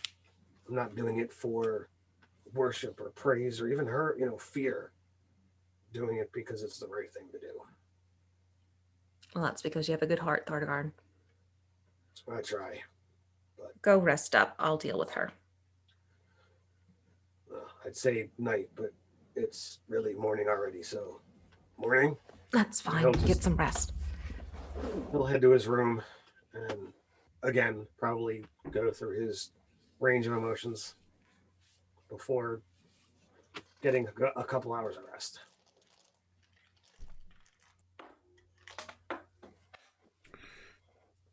Cantriel, you head outside of the fortress into the cavern proper. Where do you go to take up your watch? Right near the brazier. You go straight to the room. You see the brazier continuing to burn with this everlasting cold light. I'll sit down sort of across from it, like about 15 feet or so, and just keep producing a flame in my hand and shooting it through the other magical flame, mixing the bright fiery red of my flames with the blue flames of Oral's flame. Just very nonchalantly, almost bored. You are doing the equivalent of the magical equivalent of throwing rocks into a tin can. Your flame disappearing the moment it hits the blue cold flame. It is consumed by it each time you throw it in there. You, after a time, you hear a shifting sound off to your right. I'm deliberately not making you roll because you have a ridiculously high passive perception. You hear a shifting sound, and there is a form leaning against the wall about 15 feet away from you. You hear a familiar voice say, "What is your plan?" As the elven form of the Lady Vantage steps into the view of this blue flame. Try again. I'll speak to you when you show up in your own self, not using those I know against me. I don't deal with people who don't show their real faces. I'm not entirely certain that you're ready to look upon my true form. Well, then take off the forms of those I know.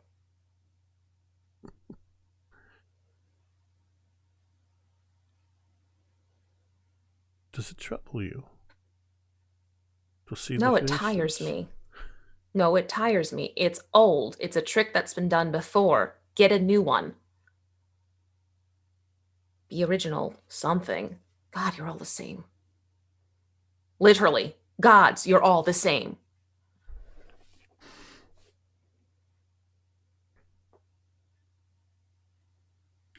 Make me a whatever you want, persuasion, intimidation, however you want to roll it, but it's a charisma check nonetheless. Oh, we're going with persuasion then.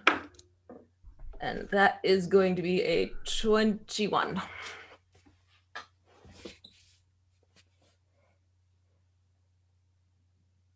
I had every assumption that you would be the most difficult to deal with. The form shifts as if you just blink your eyes, and standing before you is the form of this snowy owl with the claws and the cloak and the horns towering above you. May I ask a question? Ask. Why this particular look? Like the horns and, the different bits and bobs put together. The others that I've seen, they've had very specific taste, and all of them seem to be more grandiose and awe-inspiring.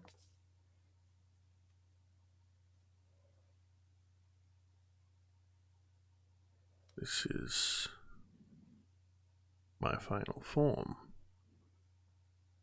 I choose not how I look any more than you chose how you look. So what were the other ones? Nice try. No, it's actually a genuine question.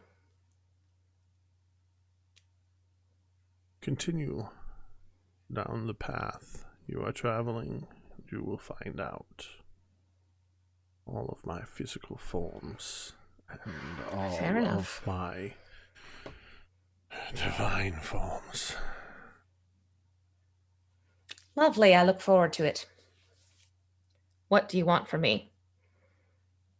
I'm tired of games. I'm tired of trickery. I'm tired of wheeling and dealing and threatening and what have you. Just lay it out on the table and let's see if it's something that might be mildly palatable. Let me ask you again.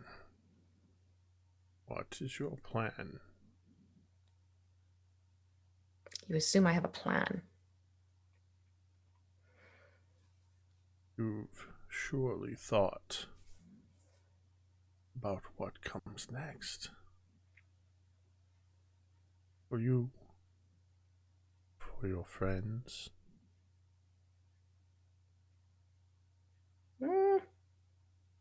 You're giving me far too much credit. I've lived most of my life literally living day by day just to see what the hell happens. Now, you found your mother. Mm-hmm. You found your father. Forms of, yes. But you have not found your brother or your sister. No. You found your heritage. Yeah, that's been fun. And again, she'll do a little flick of flame and shoot it across the room into the brazier. You're on the cusp of greatness. You want to know why I haven't torn your mind from your physical body right now?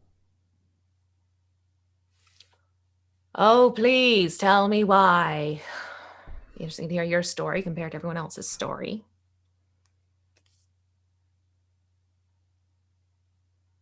Curiosity. Of everyone I've seen, you have the most potential. You ride razor thin line, which you could become a powerful force for good change in this world. You detect just a slight hint of disgust in the voice when she says that.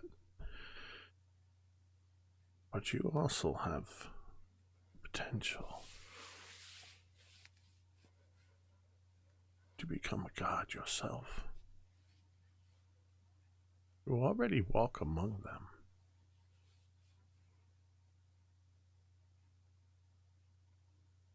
Reluctantly at that. Influenced by divine beings, surrounded by them, seemingly unimpressed at talking to one of the greatest deities of this realm.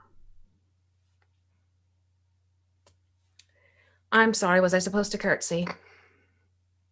I'm not sure what the traditional rules are, depending on regions.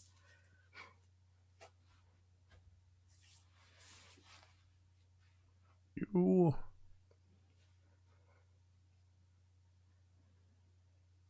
have a lot of confidence.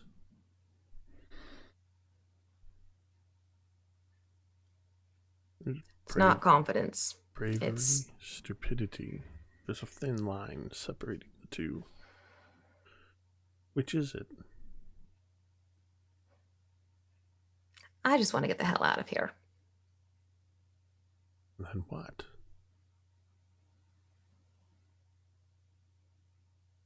Well, here's the lovely thing about it. I don't know. Life's an adventure. You take it day by day, see what it throws at you, and go with it. You can plan everything you want. You can have it all laid out for you in this beautiful little book. Down to the date, down to the time. It'll all be taken away from you the next moment. So what's the point?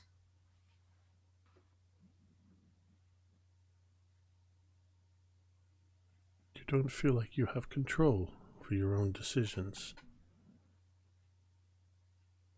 No, actually, I have control by not making decisions. It's easier to go with the flow of things than to plot and to plan and to try and manipulate and make everything go certain ways. You can't be disappointed if you don't make too many plans. That is what makes your arrogance an act of stupidity.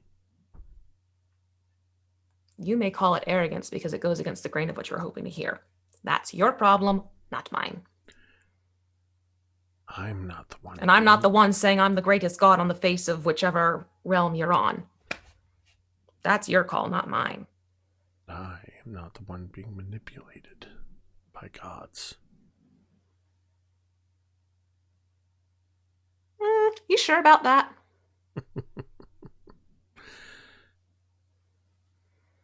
Look carefully at how you got to where you are.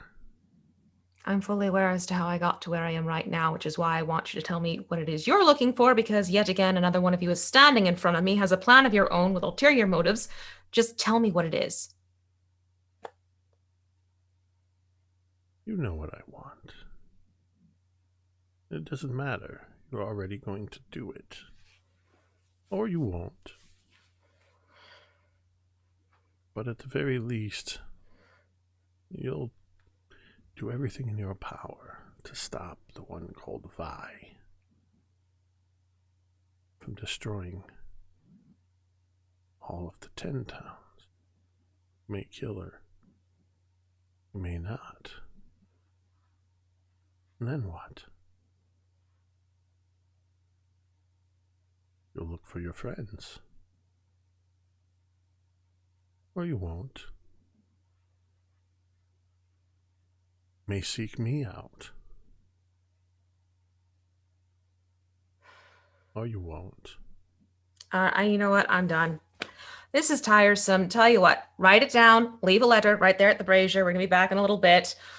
I'm perfectly fine with whatever it is you think I'm going to do or not going to do, because quite frankly, I'm not even quite sure yet. I'd like to see how things are going to play out. But all of this is old. All of this is done.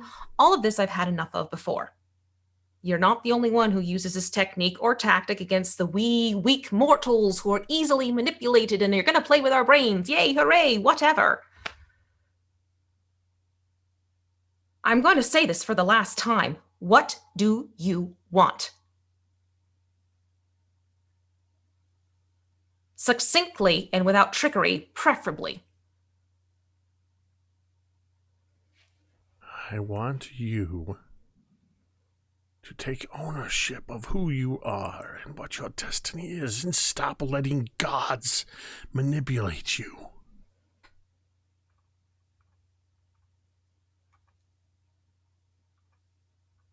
What's in it for you?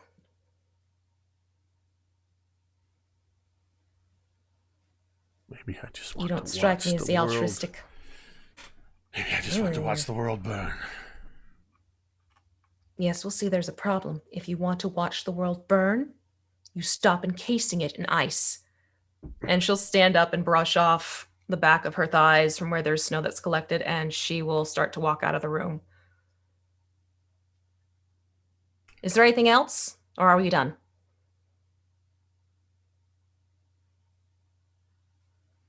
I want you to roll me a d20.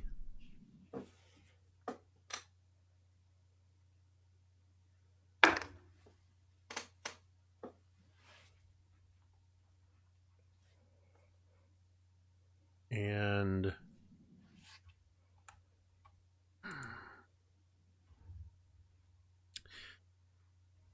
want you to add your wisdom modifier to that. Okay, so 17 plus. So that's a 19. I'm trying to figure out which die I want to use. All right. Some may call me foolish, but I'm going to use my Atcon D20. All right. What was your total? 19.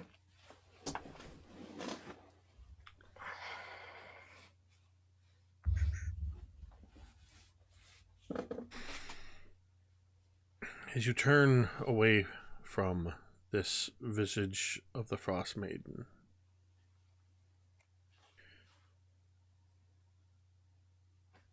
you can't help but feel a small bit of... You can definitely feel that this entire time she was attempting to weave some kind of charming magic into her words, but you were naturally resistant to that. But as you turn away from her, you feel a spike of energy lash out from her. And you feel it as if just a lance of coldness pierces through your mind and your heart simultaneously. And you gasp. And I want you to roll me a d4. Okay.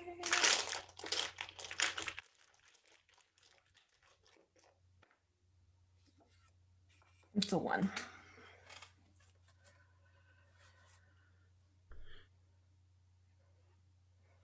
As you step away from her and you feel this lance of cold, you realize that what you are feeling is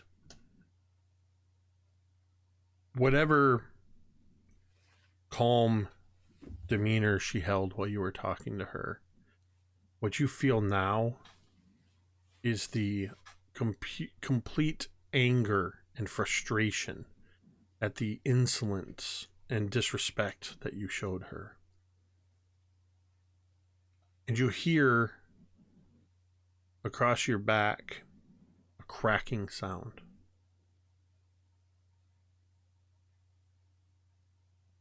It's not your body. Something you're carrying has made a snapping sound. And you feel across your shoulders Sempra Cavatina fall loose as the bow itself has been split in two.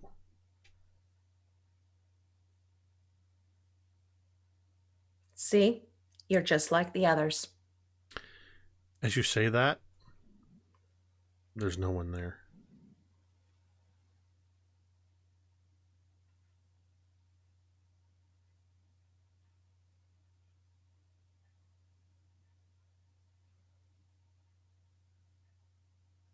What do you do? She puts it back together and tries to do mending on it.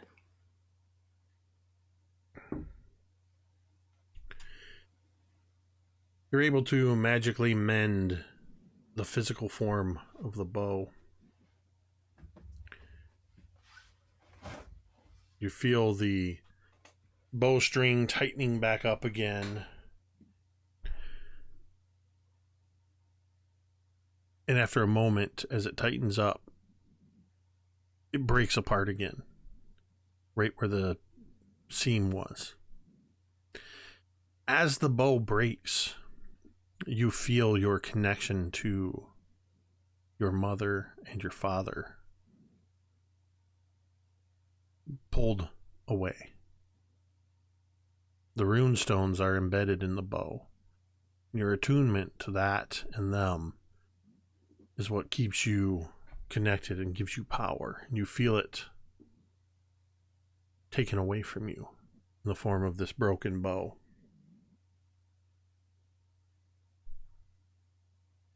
What are you going to do? Toss the bow into the brazier. You toss the bow into the brazier with a clatter. There is an immense flare of magical energy. And you see the female form standing before you. And it says, "This is just a taste of what I can take from you." And as the flame dies down, you find yourself standing just outside the door to Fig's fabulous fortress. Sempre Cavatina is slung across your shoulder, just like before. Cantriel's just going to smile and go, "Bullshit, lady." And she goes inside. All right. It is a new day. Cantriel, you finished up the last shift and you walk inside. And I imagine about this point, everybody is starting to rise. Fig, who never actually sleeps, Fig, wherever you are within the fortress, you are able to successfully swap out your spells. What all are you doing now in the new day, everyone? I think Fig would ready himself. He's ready to go out and get this spell done so that they can get underway. We spent enough time here, so he's itching to go. Drown is up and ready to go well before what would be dawn if the everlasting Rime weren't screwing everything up. So he's just sort of like just standing or sitting if there's something to sit on near the entrance, waiting for everybody to get ready and head out. I think Fig would come down. Shall we get this over with? Yes. Thorgarn, with his morning prayers, he would probably do, extra setup, light, whatever fire that Fig has got in here. Set Forge Fane down in its anvil form, and try to not so much as like force the conversation. Morden has actually appeared to me, several times, but I'm not expecting him to, just pop in. But he wants to try and figure out, if there's any kind of sign, if there's any kind of show that Morden can do to really, keep faith with, keep, the mindset that Thorgarn has, that there's no way that this thing here that is petty bargaining as it was trying to do, this thing in any way, shape, or form is on the same level of power as Moradin. He's basically just looking for affirmation in his beliefs that this is something that we legitimately have the power to deal with at some point in time. Make me a religion check.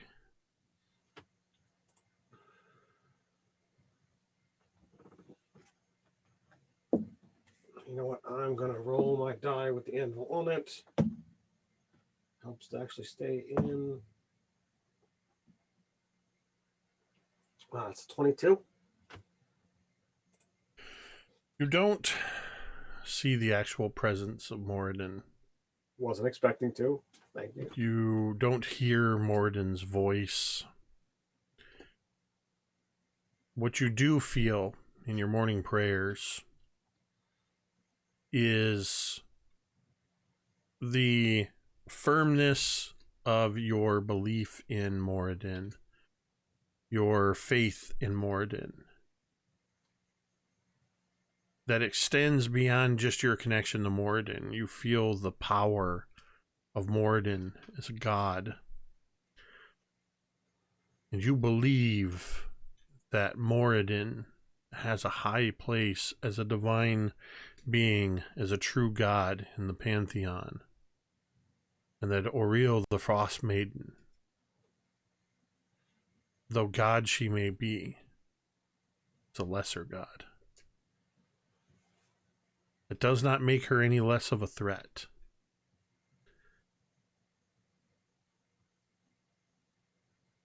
That is what you get from that. Okay. So Thorgarn comes down probably last and still somewhat troubled by the events of last night. Is feeling less sure of things than, he's been in a while.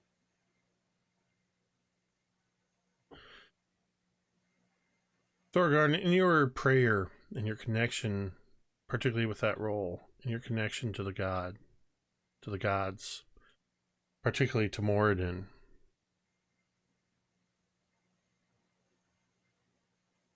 you still have this sense of everybody getting around, getting ready around you.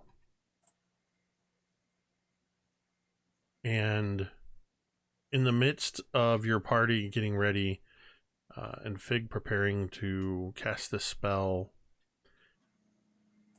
you swear you hear birdsong, a lighthearted chirping.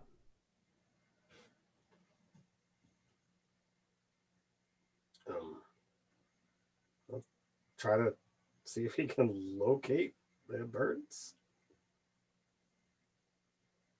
You hear the sound coming from near the doorway to the cavern. Go out and take a look. As you get closer to the cavern, you go through where the dragon, the white dragon wormling, lies dead, and you see a little bit of movement flitting up near the icicles.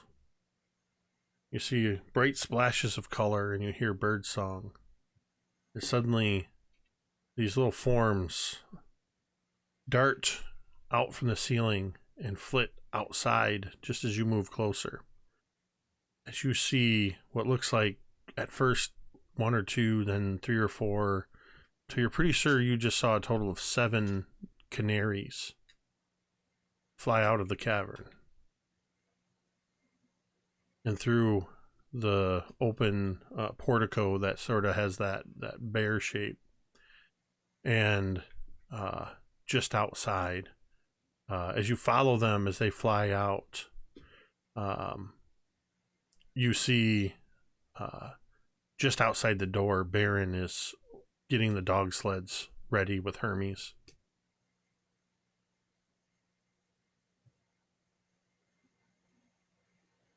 So is the 7 canaries, 7 yellow birds mean anything that Thorgarn would know anything about? You can make another religion check or history check. Yeah, religion is certainly going to be better than history. That is going to be a 16. Doesn't ring any bells. Okay. All right, Fig, what are you doing in preparation for this? Fig wants to go out, and he's going to go to the brazier and just kind of take a look at it one more time, just kind of circle around it, just trying to glean any additional information that he can from it before he casts the spell.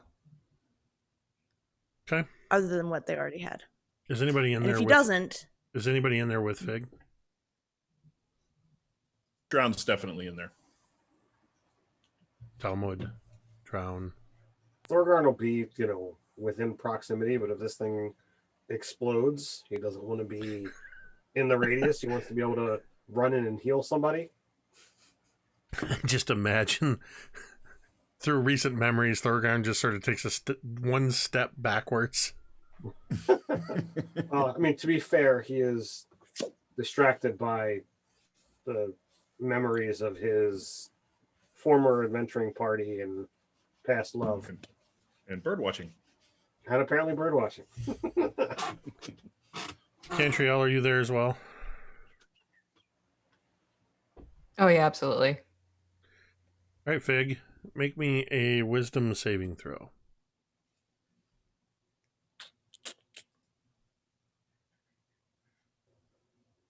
16. Fig, as everybody's gathering around and watching you do your thing, and you get up and you start investigating this brazier, you get really close to it, and you're looking around at it, looking at where it connects to the ground, and you're so close to it that the light of this blue flame just seems to sort of fill your vision as you see blue everywhere. And then you realize that you're not standing in this chamber anymore. You are standing atop a massive blue gemstone. You can see and hear as they make their revolutions around it, the diamonds that revolve around as you realize you are essentially standing on your own brain, the gem that is your brain. He's going to bend down and just with his one finger is just ting, ting, ting, ting, ting against the stone. It resounds loudly through this chamber, this ting. And you can hear it and feel it inside your head simultaneously. You can see nearby, looking almost like a binary star, you see the red ruby gemstone of the Archimedes stone. And you can tell from the way these stones have the diamonds revolving around them and the way that they revolve around each other, they move in a fashion as if there's a piece missing. And you see out of the corner of your eye the form of Oriel the Frostmaiden. You hear her cloven hooves walking across the crystal form of your mind gem.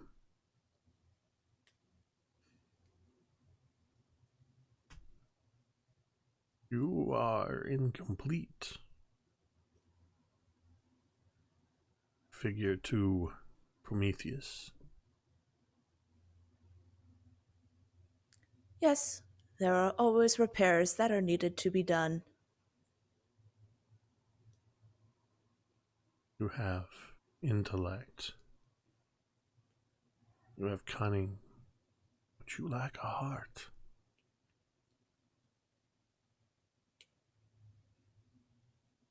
Yes, it is with the Lady Vantage.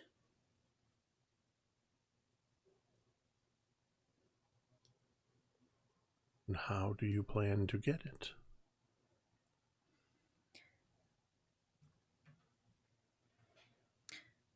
Well, first, we would have to get out of here, the cave, and then this area, and then we would have to fly there, and I suppose I would prefer a talk with the Lady Vantage. She seems quite reasonable, and I'm sure she would give it back. I did give her a ship. I feel like that is a good trade.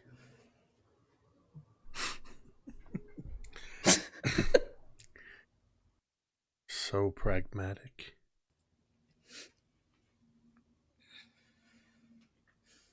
If she doesn't give it to you?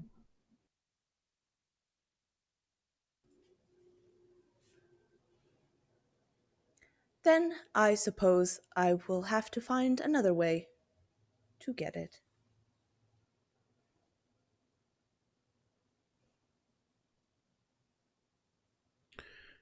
I must be complete.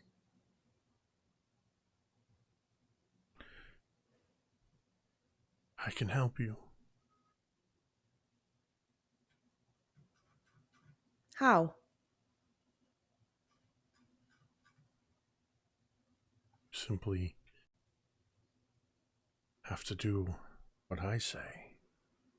Become my patron. And I will give you the heart. But you are here, and Lady Vantage is not here. Lady Vantage is far away. It would take quite a journey, and I feel as though you have your hands full here, with the sacrifice and everything.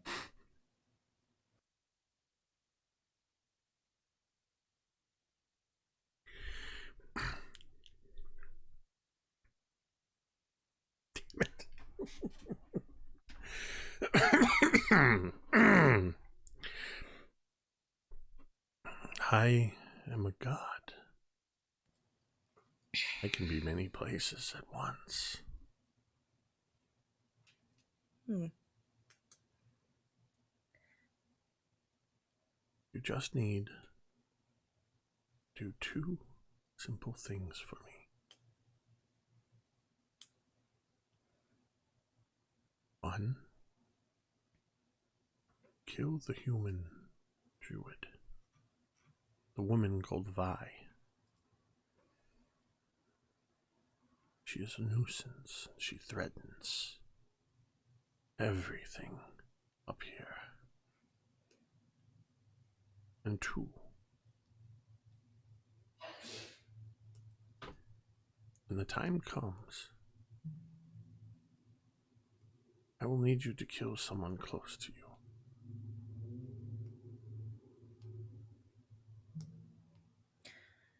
You want me... quick question. Did Vi not say that she was working with the god? Or, like, there was some kind of interaction, like, she had a positive relationship with her, but I don't remember exactly what it was. She may have implied that she was working with the Frostmaiden. Because I thought that she Feels said like that... we're getting some evidence to the contrary, so maybe she was lying if she said so. Right, but I think, yeah, because I seem to remember she said that Ariel would let her rule this area, right? I don't know. Maybe I'm wrong. Maybe I'm misremembering. But You're not. Okay. So yeah, Fig like looks and just like you can see that he's giving this like serious thought. Like he is like going through, why do you not just kill them?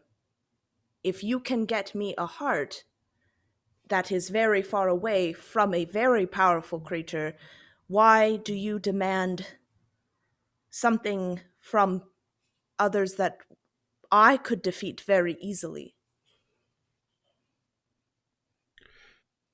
I do not expect you to understand the movements and the plans of the gods. But when someone asks something of someone else, does it not mean that they cannot do it? Not always. Sometimes you are asked to complete a task as a show of fealty. It's a sign of commitment. Sometimes it is a test. I do not have a god, nor have I ever had a god, so this is very new to me. So please forgive me for being not knowing the standards of a bargain for a god.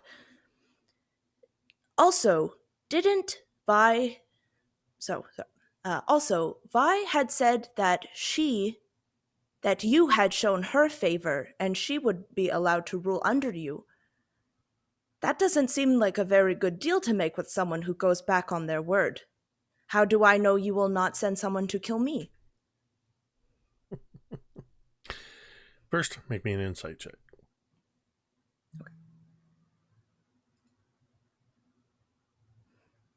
12.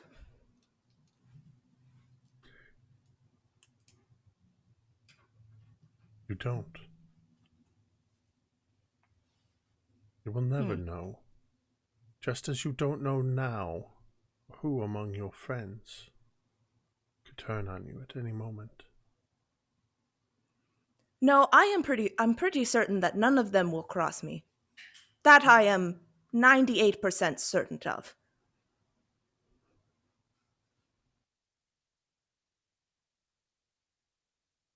She looks around at the diamonds that are revolving.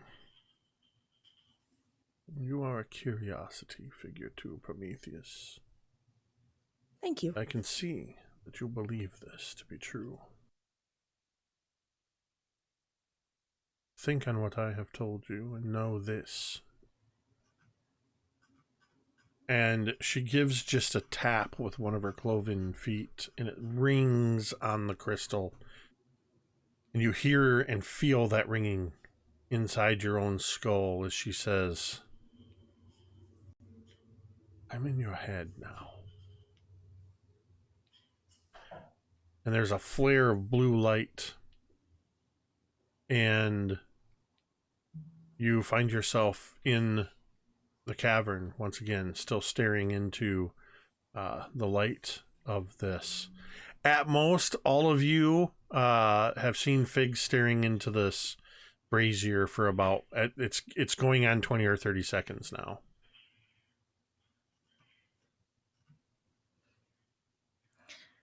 Yeah, you see Fig just kind of cock his head to the side. Imagine being unfamiliar with the spell and Fig's normal idiosyncrasies. You know the word I'm trying to say. It just let him go.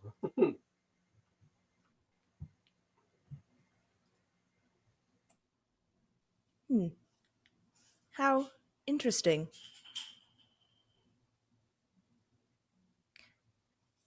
And he would turn quickly to Thorgarn. Are all gods terrible negotiators? Oh, son of a bitch. Let me guess. She visited you too, huh? Yes. She asked me to kill Vi. And another, one that is close to me. In return, I will become complete. Yeah, She's got a very similar approach. I think she spoke with all of us. She wants us to take out Vi, which, we were already headed in that direction, but we weren't necessarily planning to kill. But no, I don't think gods are horrible negotiators. I just think this thing is. She asked me to do things for her, and then said that I would never know if she would send someone to kill me. That does not seem like a good patron. Yeah, that's certainly a bit of poor logic there. Well, I think that now we cannot kill Vi. That decision has been made. Well, the hopes was to not do that anyway. As a point towards Cantriel and Talmud. She is a friend of theirs, and having learned what we learned about the Chardalin, it's entirely possible that that's kind of what's had her go wonky as well. Yes. Well, let us get rid of this thing. And Fig is going to reach into his hat and bring out some gears. And he places them on this brazier on the side of it, placing them very tightly together. And then he simply takes one and he begins to spin it. And once one spins, they're connected in such a way that the others spin and spin and spin and spin. And you see almost instantly they begin to go down. They begin to travel down this brazier, and as they do, nothing remains. It almost seems as though they are consuming the brazier and the stone. As he wants to reduce this, he just wants to flatten it. Yeah, spirograph it. Are you casting stone shape then? Yes, he's casting stone shape. Stone shape. The flame persists until the gears reach the pedestal base, dropping down level with the floor. And they've grown so close together that all of these gears are now forming an almost conical shape, perfectly intertwining with one another. And as they reach that last little bit, all of a sudden the gears just fall apart, scatter across the floor, and each one seems to be alight with that blue flame, and each one just like flash paper. You have completely eliminated the Frostmaiden's flame.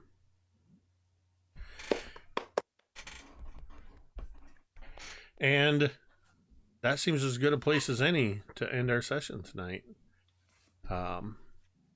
Nice one, Jake. As you have just... And everybody. Really great Fantastic. job, that everyone. was phenomenal roleplay from everybody. I knew I should have had Vigo first. Just kidding. Why?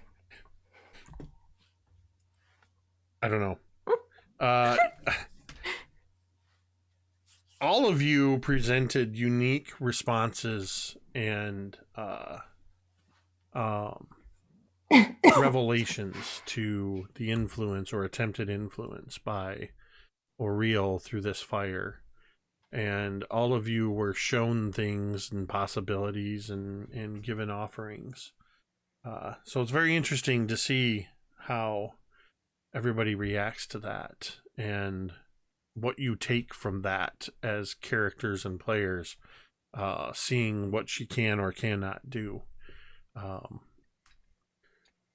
That's what happens when you choose to stay in a place that is essentially sanctified for a particular deity. I will say one little bit of epilogue that you would have noticed, Fig, is simultaneous with the destruction of the Frostmaiden's fire in this cauldron, the snowflake ring in your possession disintegrates. The one that brought you to this location. It seems that the two were magically connected. So that's it. That's this session. Next week we will apparently pick up with the Dawnbringers as they are now many miles off course and have to make their way back to where they were headed, which I'm sure will be a completely uneventful travel. So we will tune in next week for that. Next, I'm just bringing up my calendar for a moment. We have 2 more sessions of Dawnbringers, which will actually be sessions 19 and 20 before Jasper's Game Week. So in 3 weeks, we will be most of the Dawnbringers, along with guest Dwight the Big Bearded Nerd. We will be on the Thursday of Jasper's Game Week. We will be here, but it'll be a little bit later. We're going to be playing in the 10:30 p.m. slot. And we're going to be playing something a little bit different. As I'm suddenly realizing with this amount of time, I should probably let my players know what kind of characters they need to roll up. But yeah, you'll want to tune in for that. Of course, we'll have a lot of incredible games that are going to be happening all that week for 10 days as we are raising money for Jasper's Game Week. Before we head out of here, a huge thank you to everybody who joined us tonight in the chat, watching along with us, whether you were participating in the chat or just lurking silently. We appreciate you all the same.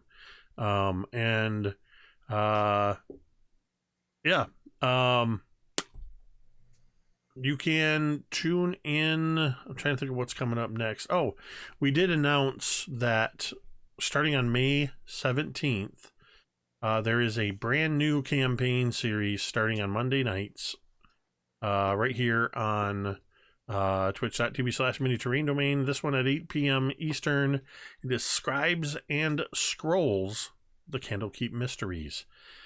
Be sure that you are following at MTD_Jake on Twitter. Starting next Monday, we will be releasing teasers of and promos showing you who the players are and what characters they are playing. We've got some incredible character art for these. We're very excited to share with everyone what will be coming forward with this adventure. So, yep, that's it. Thank you, everybody. And of course, a huge thank you to Dan and V and M and Ted and Jeremy, who, at least when I'm saying their real names, I can keep them all straight. Anyway, thank you to all of you, without whom it would just be me talking to myself for 3 hours. We're going to go ahead and get out of here the same way we get out of here every week, but stick around for just a moment. We are going to do a raid. It looks like there's something going on over on Gilding Light, so we'll send a raid over there. Show them your emotes and everything when we send you over there. We're gonna end the stream the same way we end every stream, and you can say it with me if you want. Metadad. Metadad. Dad.